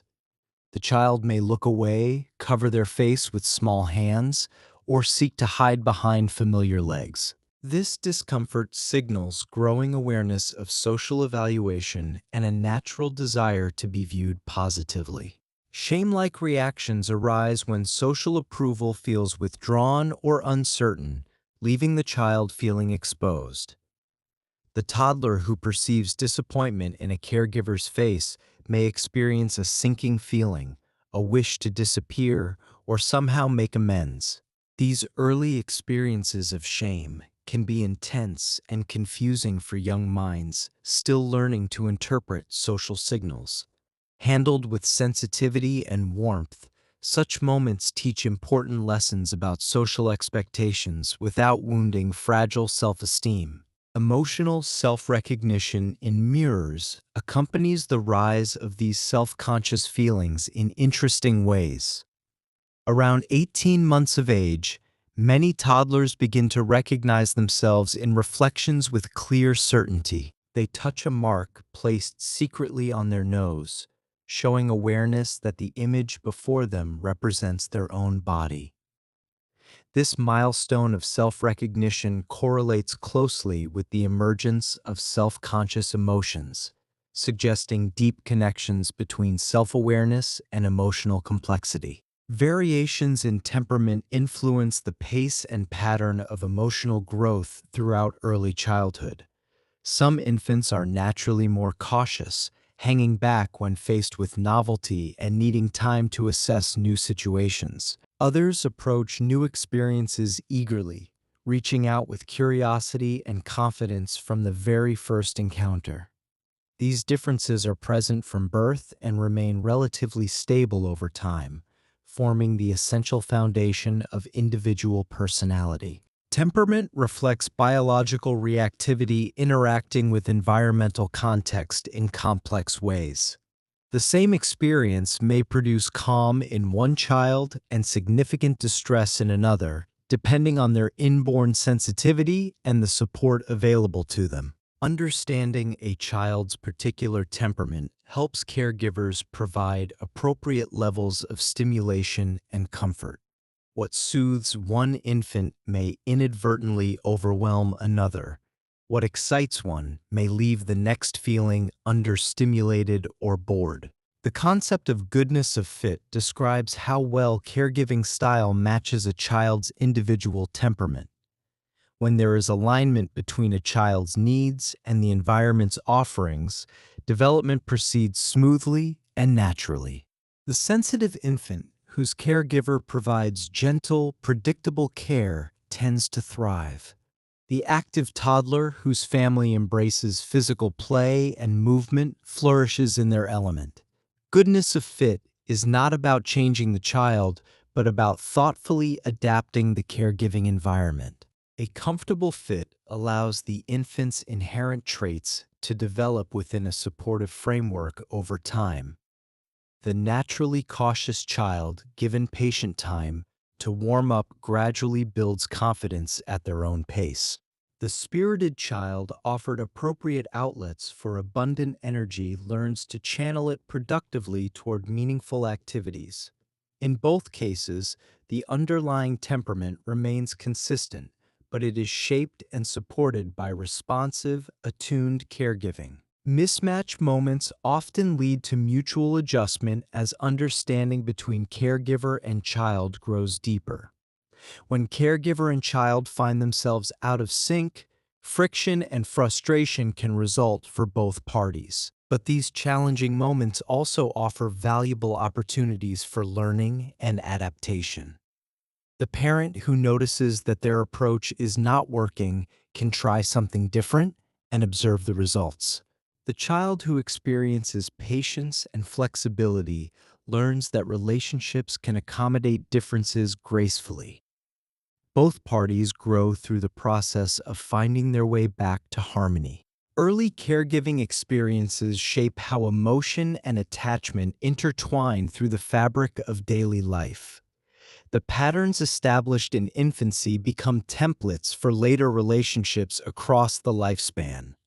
The child who learns to trust early finds it easier to form secure bonds as they grow. The one who experiences consistent empathy develops greater capacity for compassion toward others. These early lessons echo forward through the years in countless ways. Infants learn about the predictability of emotions by carefully observing patterns around them. When distress is reliably followed by comfort, the child learns that difficult feelings eventually pass and relief arrives. When joy is shared and celebrated together, the child learns that happiness can be multiplied through connection. These observations build expectations about emotional life that shape how the child approaches their own feelings and those of others throughout life. Gentle rhythm in daily interaction lays groundwork for secure emotional habits that persist. The caregiver who moves smoothly between play and rest, stimulation and calm, teaches the child valuable lessons about emotional balance. These rhythms become internalized over time, helping the child learn to regulate their own states with increasing independence. The dance of early caregiving sets patterns that continue long after infancy fades into memory. Toddlers begin to use brief pauses or cuddles to help regulate strong feelings that threaten to overwhelm them. When the emotional weather grows stormy, they may stop what they are doing and seek a moment of closeness with a trusted person. A brief hug, A few seconds resting in a caregiver's lap, a quiet moment of simple connection. These small resets help the child return to equilibrium and face the world again with renewed composure. The ability to seek and use such moments represents growing emotional wisdom and self-awareness. By the end of the third year, children display noticeably clearer awareness of their own and others' emotions.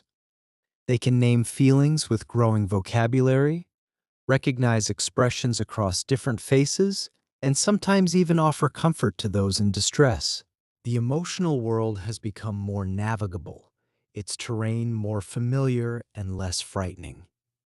While much development remains ahead, the essential foundations of emotional intelligence have been carefully laid. A secure attachment formed in these early years provides a stable emotional foundation for relationships throughout life. The child who has experienced responsive, consistent care carries that experience forward as an internal working model of what relationships can be. This foundation does not guarantee smooth sailing through every storm, but it provides a sturdy vessel for navigating the challenges that life inevitably brings along the way. Trust, once deeply established, becomes a renewable resource. At birth, the human brain already contains most of the neurons it will ever possess throughout life. This vast population of nerve cells stands ready from the very beginning, waiting to be woven into the intricate networks that will support thought, feeling, and action. What changes most dramatically in the early years are not the neurons themselves, but the connections between them, the billions of synapses that link one cell to another. These connections are where the real action of brain development takes place, where experience leaves its mark on neural architecture.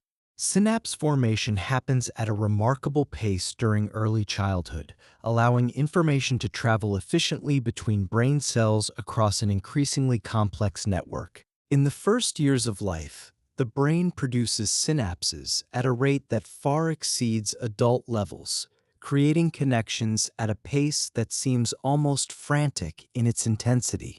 This overproduction is intentional, a strategy that prepares the brain for adaptation to whatever environment it encounters. By building more connections than it will ultimately need, the developing brain creates remarkable flexibility and potential. The specific patterns that emerge depend heavily on experience. This overproduction of synapses prepares the brain for adaptation to the particular world each child inhabits. A child growing up surrounded by one language will develop strong connections for processing those sounds. A child exposed to music will build networks that support rhythm and melody. The brain does not know in advance what skills will be needed, so it prepares for many possibilities.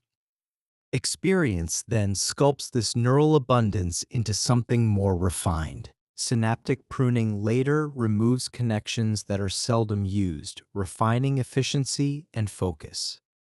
As the child grows, the brain begins to eliminate synapses that receive little stimulation. This might sound like loss, but it is actually a form of optimization. By trimming away unused pathways, the brain strengthens the connections that matter most. The result is a more efficient, more specialized neural architecture tailored to the demands of the child's actual life. Myelination coats nerve fibers with a fatty protective sheath, dramatically speeding up signal transmission throughout the developing brain.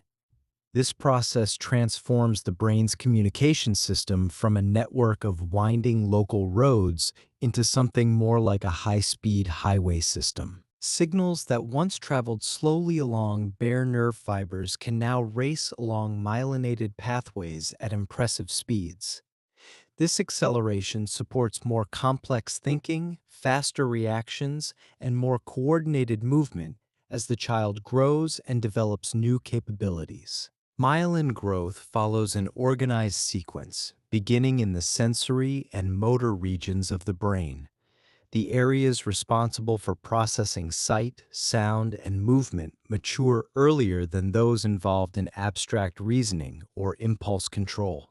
This sequence makes developmental sense. The child needs to perceive and move in the world before tackling more complex cognitive challenges. Each stage of myelination opens new possibilities for learning and behavior. The prefrontal cortex, linked with planning, reasoning, and self-control, matures more slowly than other brain areas. This region sits behind the forehead and oversees some of the most sophisticated aspects of human cognition. Its extended development explains why young children struggle with impulse control and long-term planning. These capacities will strengthen gradually over many years as the prefrontal cortex continues to mature well into early adulthood. Brain plasticity is greatest in the early years, meaning experience can powerfully shape both structure and function. The young brain is remarkably malleable, readily reorganizing itself in response to input from the environment. This plasticity is both an opportunity and a responsibility. Positive experiences strengthen beneficial pathways, while negative ones can leave unwanted traces. The early years represent a window of exceptional responsiveness to the surrounding world. Early plasticity supports recovery and adaptability during the rapid developmental changes of infancy and toddlerhood. When something goes wrong in one area of the brain, the young neural system often finds alternative pathways or develops compensatory strategies that older brains could not manage. This resilience is one of the most remarkable features of early development, offering hope even when challenges arise. While plasticity decreases with age, it never disappears entirely. The brain retains some capacity for change and growth throughout life, though never quite matching the extraordinary flexibility of early childhood. Sensitive periods mark windows when the brain is especially open to specific types of learning.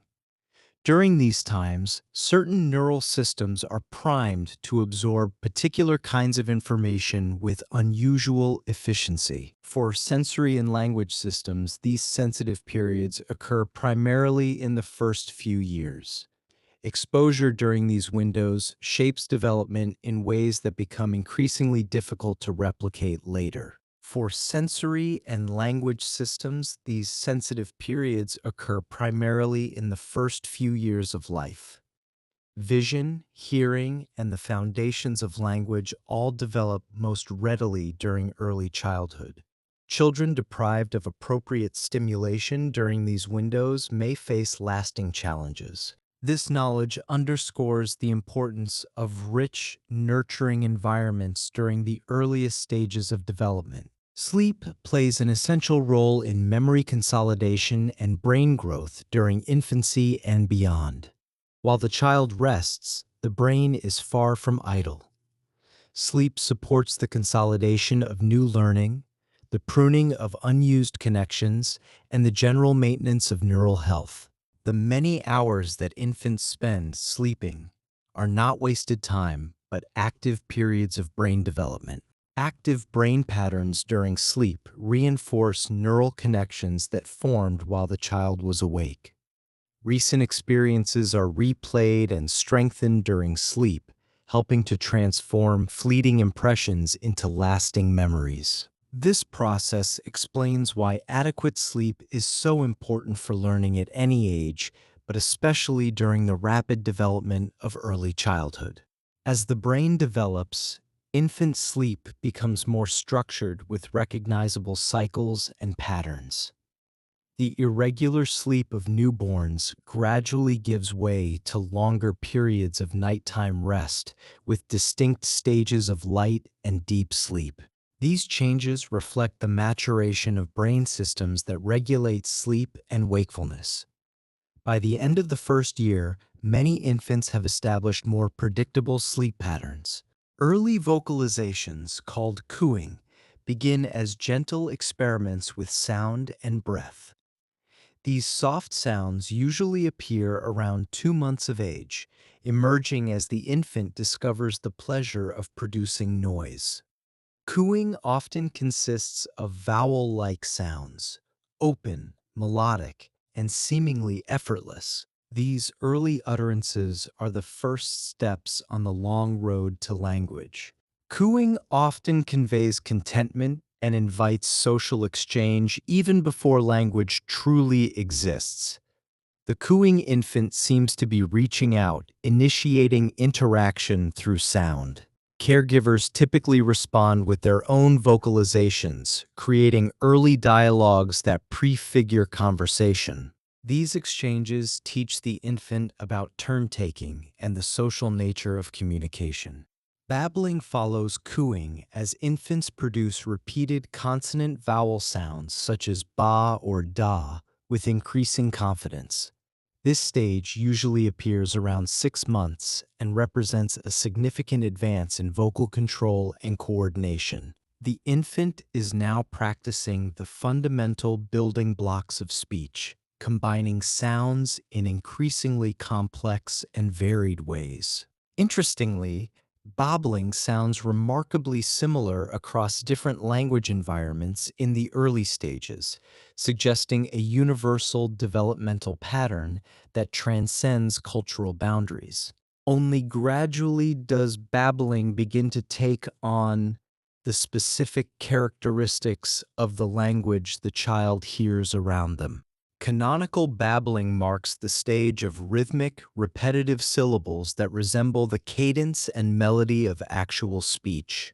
The infant now produces strings of sounds that have the rhythm and musical quality of real words, even though they carry no specific meaning yet. This melodic quality of canonical babbling delights caregivers and encourages continued interaction and response. The infant is rehearsing the characteristic patterns and intonations of their native language, laying groundwork for the words that will soon emerge. Variegated babbling mixes different syllables together, showing broader control of sound production and greater vocal flexibility. Instead of repeating the same syllable over and over, the infant now combines various sounds in creative sequence. This variation brings babbling closer to the complexity of actual words and sentences. The infant's vocal play is becoming increasingly sophisticated as mouth, tongue, and breath learn to work together in harmony. The first recognizable words typically appear near the end of the first year, emerging gradually from the sounds of babbling like islands rising from a sea of sound. These early words are often simple: mama, dada, ball, more, but they represent a truly momentous achievement in human development. The infant has crossed the threshold into symbolic communication, using arbitrary sounds to represent specific meanings. This bridge from sound to meaning opens vast new possibilities for connection, understanding, and learning about the world. Early words often name the most important people, objects, or daily routines in the child's immediate and familiar world.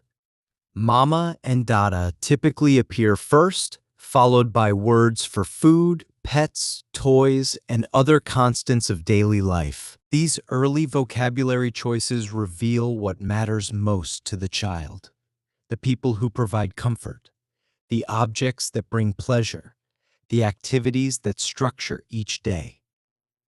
Language begins with the concrete and familiar before gradually expanding outward into abstraction. By around 18 months, many children experience a rapid increase in vocabulary known as the vocabulary spurt or naming explosion. During this remarkable period, new words seem to appear almost daily as memory and association strengthen together. The child who knew 50 words last month may know twice that many by next month. This acceleration reflects growing cognitive capacity and an eager desire to name everything in sight. The world becomes more manageable when things have labels attached. During this period of rapid vocabulary growth, new words seem to appear almost daily as the child's capacity for learning expands. Parents often marvel at how quickly their toddler picks up new terms, sometimes after hearing them only once or twice. This impressive feat of learning reflects the brain's intense focus on language during this sensitive period.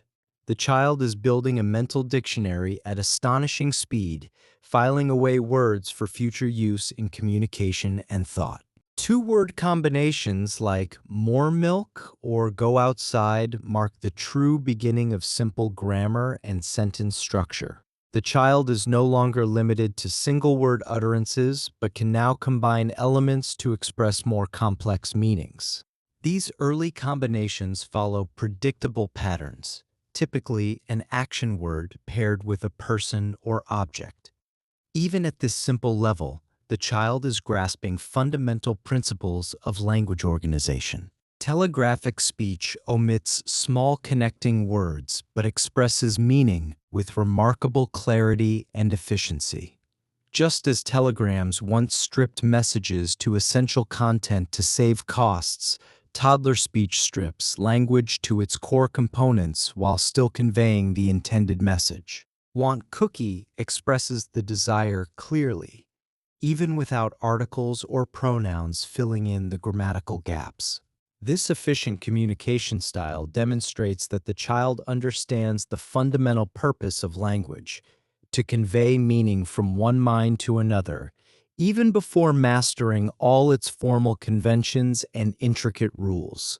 Grammar emerges gradually as children experiment with tense, number, and structure through trial and refinement.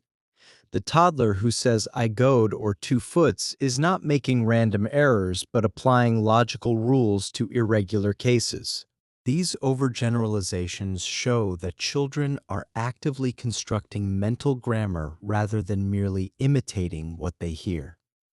The gradual correction of these creative errors reflects ongoing exposure to adult models of speech.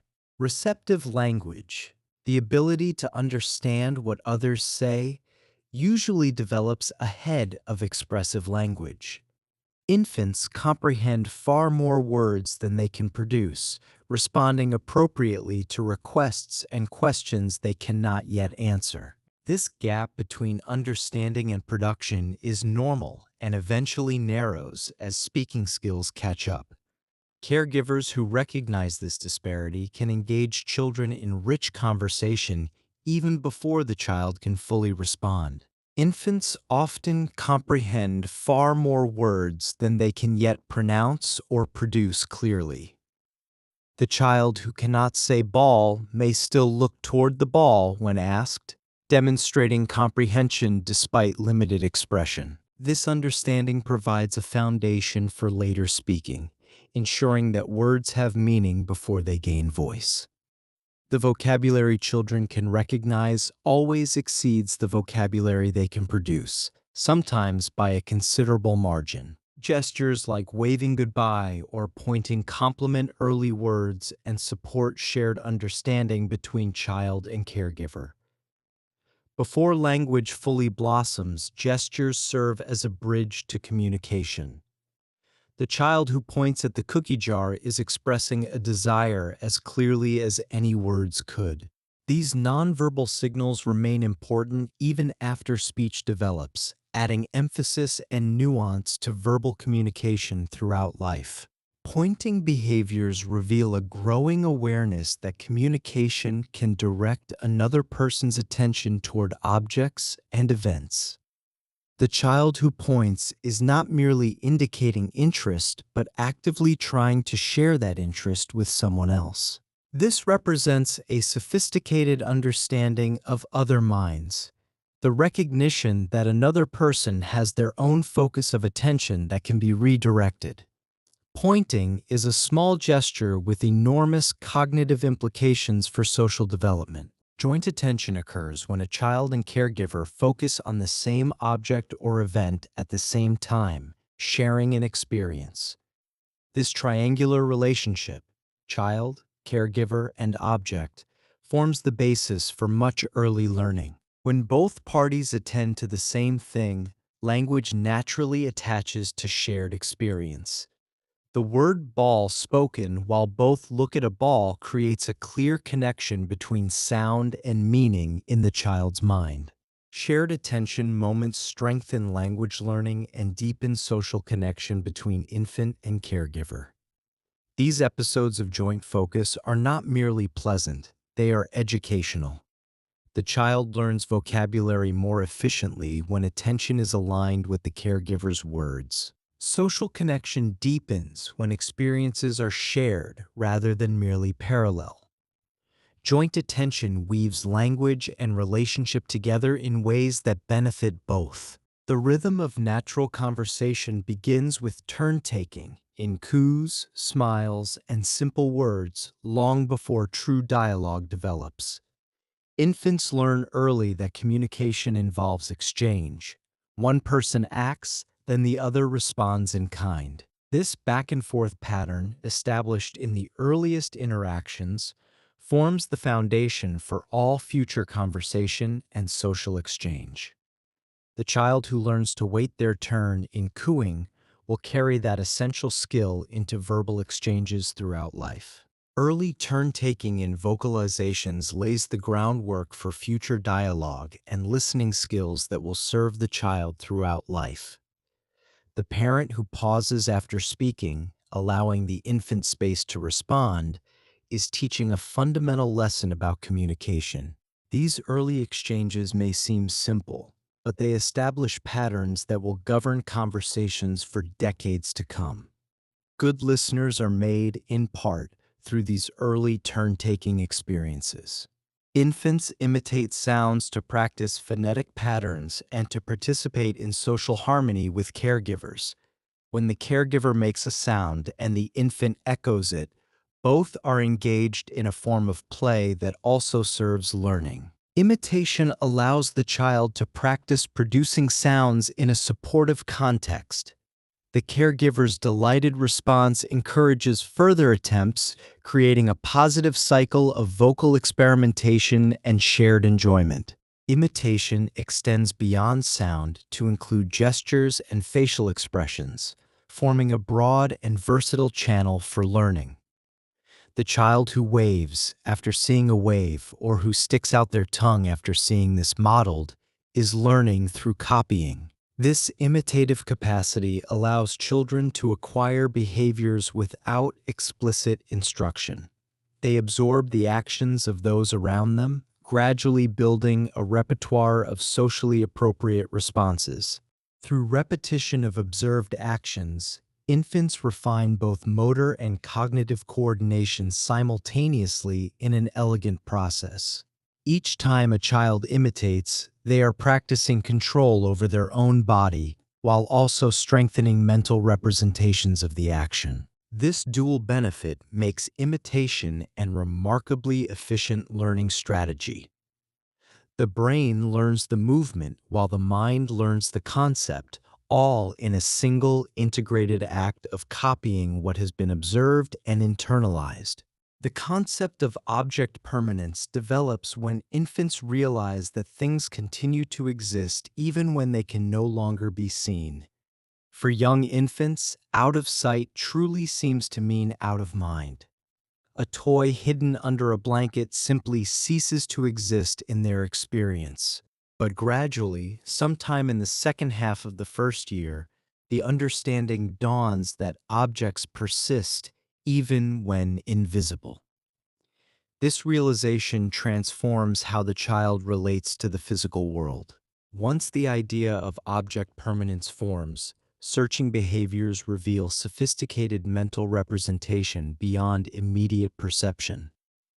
The child who lifts a blanket to find a hidden toy demonstrates an ability to hold the object in mind during its absence.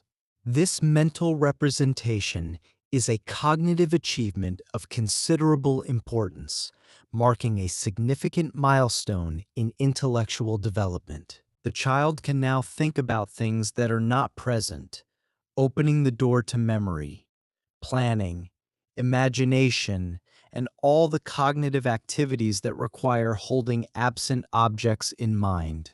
Means-end understanding emerges when a child performs one action deliberately to achieve another desired outcome. The infant begins to recognize that certain actions lead to certain results and that they can use this knowledge purposefully. This understanding moves beyond simple reflexes to clearly intentional behavior. The child is becoming a problem solver, recognizing tools and strategies for getting what they want from the surrounding world. This capacity for planning and goal-directed action represents a significant cognitive leap forward in early development. Pulling a cloth to reach a toy placed upon it illustrates this growing cognitive insight about means and ends with beautiful clarity. The child sees the desired object, notices the cloth beneath it, and makes the connection that moving one will bring the other closer. This simple action reflects sophisticated reasoning that links present circumstances to future goals. The infant is learning to use the physical world as a tool, manipulating objects to achieve what could not be obtained through direct reach alone. Curiosity drives infants to test cause and effect through repeated actions that might seem random or pointless to adult observers. Dropping a spoon from a high chair again and again, shaking a rattle to hear its characteristic sound, pressing a button repeatedly to see lights flash.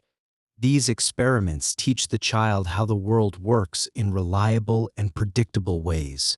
Each repetition refines understanding and builds confidence in the reliability of physical laws.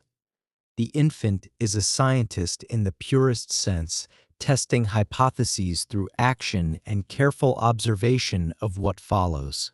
Dropping or shaking objects becomes a form of discovery rather than mischief or mere accidental clumsiness. What may look like carelessness is actually systematic exploration of gravity, sound, and consequence. The child is learning that actions produce predictable results, that the world follows rules that can be understood and anticipated.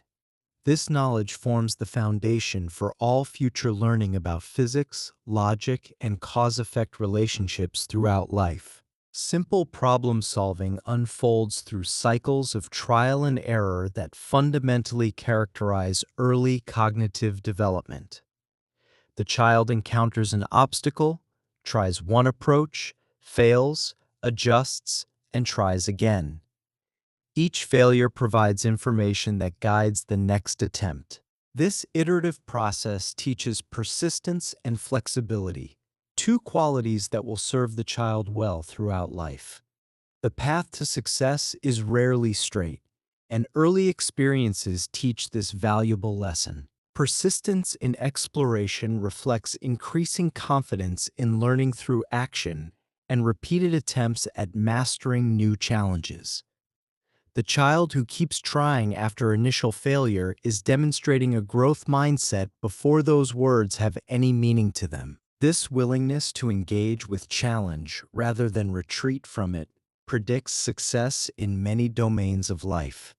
Early opportunities for safe struggle and eventual triumph build the confidence needed for larger challenges ahead. Mouthing objects is one of the earliest ways infants gather information about texture, shape, temperature, and taste through direct sensory contact. The mouth is richly supplied with sensitive receptors, making it an excellent exploration tool for young infants whose hand control is still developing and whose fingers lack the dexterity of older children. By bringing objects to the lips and tongue, the child learns about the physical world in an intimate and direct way that complements visual and tactile exploration. This behavior, while sometimes concerning to watchful caregivers, serves important developmental purposes during early months. Tactile exploration through touching, grasping, and manipulating objects expands sensory experience and supports fine motor refinement. The child learns through fingers what the world is made of: hard and soft, smooth and rough, warm and cool. Each new texture adds to a growing mental library of physical properties. Meanwhile, the act of handling objects strengthens the small muscles and coordination needed for later tasks like drawing, writing, and using tools. Curiosity serves as an intrinsic motivator for learning and memory formation that requires no external reward or prompting. The child does not explore because someone tells them to, but because exploration feels satisfying in itself. This internal drive toward understanding is one of humanity's most powerful learning tools. When curiosity is respected and supported, it fuels a lifetime of eager engagement with new ideas and experiences. Seeking novelty stimulates neural growth and supports cognitive flexibility in the developing brain in important ways. The brain is wired to pay attention to new things, and this attention triggers learning processes at the cellular level. Children who encounter varied experiences build more diverse and adaptable neural networks. The world offers endless novelty, and the curious child takes full advantage of this abundance to build a rich, flexible, and responsive mind. Implicit memory, which influences habits, preferences, and unconscious associations, functions from birth onward without requiring effort or awareness. This form of memory operates below the level of consciousness, shaping behavior without requiring deliberate recall. The infant who shows a preference for a familiar voice or a particular toy is demonstrating implicit memory at work in their daily life. These early preferences and patterns lay groundwork for habits and inclinations that may persist throughout life, forming the invisible architecture of personality. As the hippocampus matures during the first years of life, explicit memory begins to allow conscious recall of events and facts. This brain structure plays a crucial role in forming the kinds of memories we can deliberately bring to mind. Its slow maturation explains why most adults cannot remember events from their first years. The neural machinery for creating retrievable memories was not yet fully operational during that period of rapid development. Recognition memory allows infants to distinguish familiar from unfamiliar stimuli with considerable reliability and ease. The child who lights up at the sight of a parent's face or who shows wariness toward a stranger is demonstrating this capacity to recognize what has been encountered before. Recognition is the earliest form of conscious memory, appearing months before the ability to recall something unprompted. This form of memory guides comfort with known people and environments while simultaneously supporting learning about new ones. The child who recognizes familiar faces feels secure. The one who notices unfamiliar faces becomes alert. Both responses serve survival. Recognition memory helps the infant navigate a world that contains both trusted allies and potential threats, known situations, and novel challenges. Recall memory, the ability to bring back a mental image or experience after a delay without any external prompt, blossoms in the second year of life. Unlike recognition, which requires only identifying something when it appears before the eyes, recall requires generating a mental representation from internal resources alone without external cues. This capacity opens vast new possibilities for thinking about the past, planning for the future, and imagining things that are not physically present. The emergence of recall memory enables storytelling, imitation of past events, and planning behaviors that extend beyond the immediate moment into yesterday and tomorrow. The child can now remember what happened yesterday and anticipate what might happen tomorrow with increasing clarity. Experiences can be shared through narrative, even simple ones told in fragmented words and gestures. The past becomes accessible, and the future becomes imaginable. These capacities transform the child's relationship with time itself in profound ways. Categorization begins when infants start to group similar objects or faces together based on shared characteristics and features. The ability to recognize that different dogs all belong to the category dog or that various chairs share essential features simplifies the overwhelming complexity of experience. Categories allow efficient learning. Once you understand the category, you can make predictions about new members without starting from scratch each time. Sorting shapes, sounds, or textures increases understanding of the surrounding world by revealing patterns, regularities, and organizational principles. The child who notices that round things roll and flat things stack is building mental categories that organize experience and make the world more predictable. These categories become building blocks for more complex thinking and reasoning. Mathematics, science, and language all depend fundamentally on the capacity to recognize and work with categories of things. Symbolic thought appears when one thing can represent another in a child's growing and increasingly sophisticated young mind. The stick becomes a sword, the box becomes a house, the doll becomes a baby.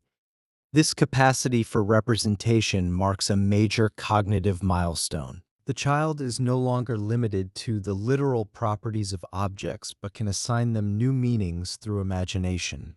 Using a block as a pretend car or a spoon as a wand shows symbolic play in action and reveals growing cognitive abilities. These playful substitutions demonstrate that the child understands objects can stand for other things. That meaning is not fixed but flexible. This same capacity for symbolic representation underlies language, mathematics, art, and all the symbol systems that humans use to think and communicate. Pretend play supports imagination while reinforcing memory and social learning in delightful and effective ways. The child who pretends to cook dinner is rehearsing social roles and sequences of action. The one who creates imaginary friends is practicing social interaction and perspective taking. Play is not a break from learning, but one of its most effective forms, engaging emotion, memory, creativity, and social understanding simultaneously in activities that feel like pure joy. Recall memory, the ability to bring back a mental image after a delay, blossoms in the second year and marks a profound shift in cognitive capacity. Unlike recognition, which requires the presence of a stimulus, recall allows the child to summon images and ideas from within. A toddler who asks for a toy put away yesterday or describes a visit to the park from last week is exercising recall memory. This capacity opens new possibilities for communication, planning, and imagination. The child can now think about things that are not present, a skill that underlies storytelling, pretend play, and eventually reading and writing. Mental life becomes richer as images from the past can be summoned at will. The emergence of recall enables storytelling, imitation, and planning behaviors that enrich the child's social and cognitive world. A child who remembers a song from days earlier and hums it while playing demonstrates recall in a natural context. Similarly, copying an action seen hours before shows memory retained and accessed voluntarily. Planning, even in simple forms, depends on holding future goals in mind while selecting current actions. These interconnected abilities signal a maturing brain and an expanding inner life. Categorization begins when infants group similar objects or faces together, recognizing patterns that simplify the complexity of the world. A child placing all-round toys in one pile and square toys in another engages in early classification. This ability to sort by attribute reflects growing perceptual discrimination and cognitive organization.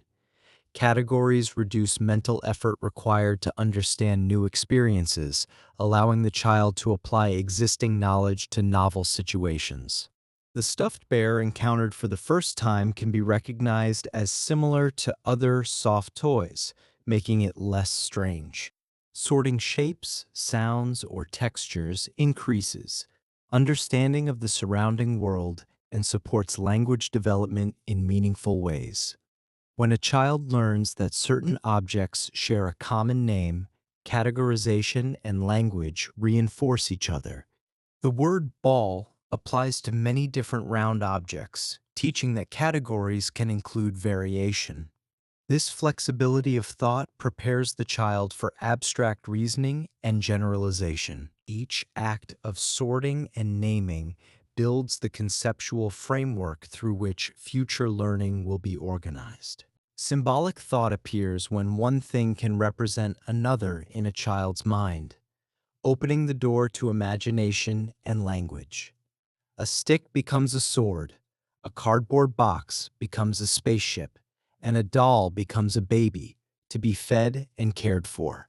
This capacity for representation is one of the defining characteristics of human cognition. It allows the child to manipulate ideas rather than just objects, to consider possibilities rather than just actualities. Symbolic thought transforms play from simple manipulation into narrative and creativity. Using a block as a pretend car or a spoon as a wand shows symbolic play in action, revealing the child's growing ability to hold multiple meanings simultaneously. The block remains a block, yet it also races around the table as a vehicle. This dual awareness requires cognitive flexibility and imagination working together. Symbolic play provides a safe space for experimenting with roles, emotions, and scenarios. It is both a product of cognitive development and a powerful catalyst for further growth. Pretend play supports imagination while reinforcing memory and social learning in ways structured activities cannot replicate. When children engage in make-believe, they practice language, negotiate roles, and explore emotions. A child pretending to cook dinner rehearses sequences, vocabulary, and social scripts.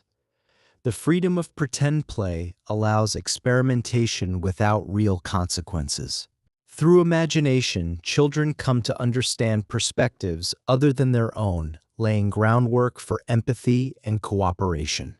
Deferred imitation refers to copying an observed action after a time delay, demonstrating that memory can preserve and later reproduce complex sequences. A child who watches an adult wave goodbye and performs the same wave hours later shows deferred imitation. This skill requires encoding the action, storing it in memory, and retrieving it when context seems appropriate. Deferred imitation bridges observation and action, allowing children to learn from models even when immediate practice is not possible. This skill reflects memory retention and growing cognitive sophistication, signaling that the child can hold mental representations stable over time. Deferred imitation expands learning sources available to the child, who can now benefit from any observed behavior. It also supports cultural transmission as gestures, habits, and practices pass from one person to another through observation and delayed reproduction.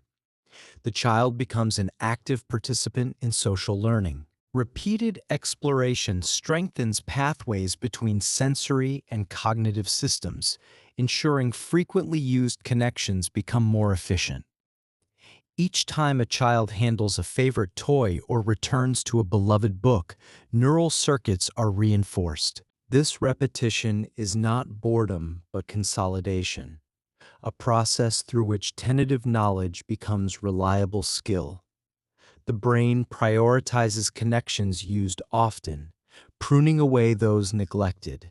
Through repeated exploration, the child shapes their own neural architecture according to interest and experience. Each discovery feeds a cycle of curiosity, action, and satisfaction that propels continued learning. The pleasure of understanding encourages further inquiry, creating a self-sustaining loop of engagement. A child who figures out how to open a cabinet door will soon try other doors, other latches, other mechanisms. Satisfaction reinforces effort, and effort leads to new opportunities for satisfaction. This expanding circle ensures development proceeds through interconnected webs of knowledge. The sensory cortices mature early, supporting touch, sight, and sound experiences, forming the foundation of all later learning. These brain regions process raw environmental information, transforming light into vision and vibration into hearing. Their early maturation ensures infants perceive the world with increasing clarity from the first days. As sensory systems refine, the child gains access to richer and more detailed information about people, objects, and events. The limbic system, involved in emotion and motivation, develops rapidly in early childhood and influences how experiences are felt and remembered. This network shapes the emotional coloring of daily life, determining what feels rewarding, frightening, or comforting. It also interacts closely with memory systems, ensuring emotionally significant events are retained more strongly. A child's early emotional experiences leave lasting traces on brain development, shaping temperament and responsiveness. As these regions connect, emotions begin to guide attention and learning in powerful ways. What feels interesting captures focus, and what feels threatening demands response. The interplay between emotion and cognition ensures learning is not cold information storage, but warm engagement with meaningful experience. Children remember best what they care about, underscoring the importance of supportive environments. Experience shapes neural circuits by reinforcing repeatedly used pathways, sculpting the brain according to individual history. No two children share identical experiences, and therefore no two brains develop identically. This experience-dependent plasticity ensures the brain adapts to its particular environment, optimizing function for encountered demands. The sounds, sights, and interactions of daily life leave physical traces in neural tissue. Language exposure enriches the architecture of auditory and speech areas, preparing the brain for complex communication. Children hearing abundant language develop denser connections in regions associated with listening and speaking. The quality and quantity of verbal interaction matter, with responsive conversation proving especially beneficial. Each exchange contributes to neural infrastructure supporting later literacy. Music, speech, rhythm, and melodic tones all encourage pattern recognition in the brain, training perceptual systems to detect sound regularities. Lullabies and nursery rhymes are developmental tools, attuning the ear to language cadences. The brain's sensitivity to rhythm supports both musical appreciation and linguistic competence. Children experiencing rich auditory environments develop finely tuned listening skills. The brain's left hemisphere often specializes in language and sequential processing, handling grammar's logical structure. This lateralization emerges gradually during early childhood. The left hemisphere excels at breaking sound streams into discrete units and arranging ideas in order. Its specialization allows efficient language processing, freeing cognitive resources for higher understanding. The right hemisphere contributes to rhythm, emotion, and intonation in speech, ensuring language conveys feeling. Voice melody, word emphasis, and emotional tone depend on right hemisphere processing. Together, the hemispheres create a system capable of both precision and expressiveness, linking analysis with intuition. Early experiences fine-tune brain wiring through environmental input and internal growth, creating a foundation for lifelong learning. The first 3 years represent unparalleled neural construction. The blend of curiosity, language growth, and brain adaptation defines the wonder of early childhood, when every day brings new capacities and every interaction leaves its mark on the developing self.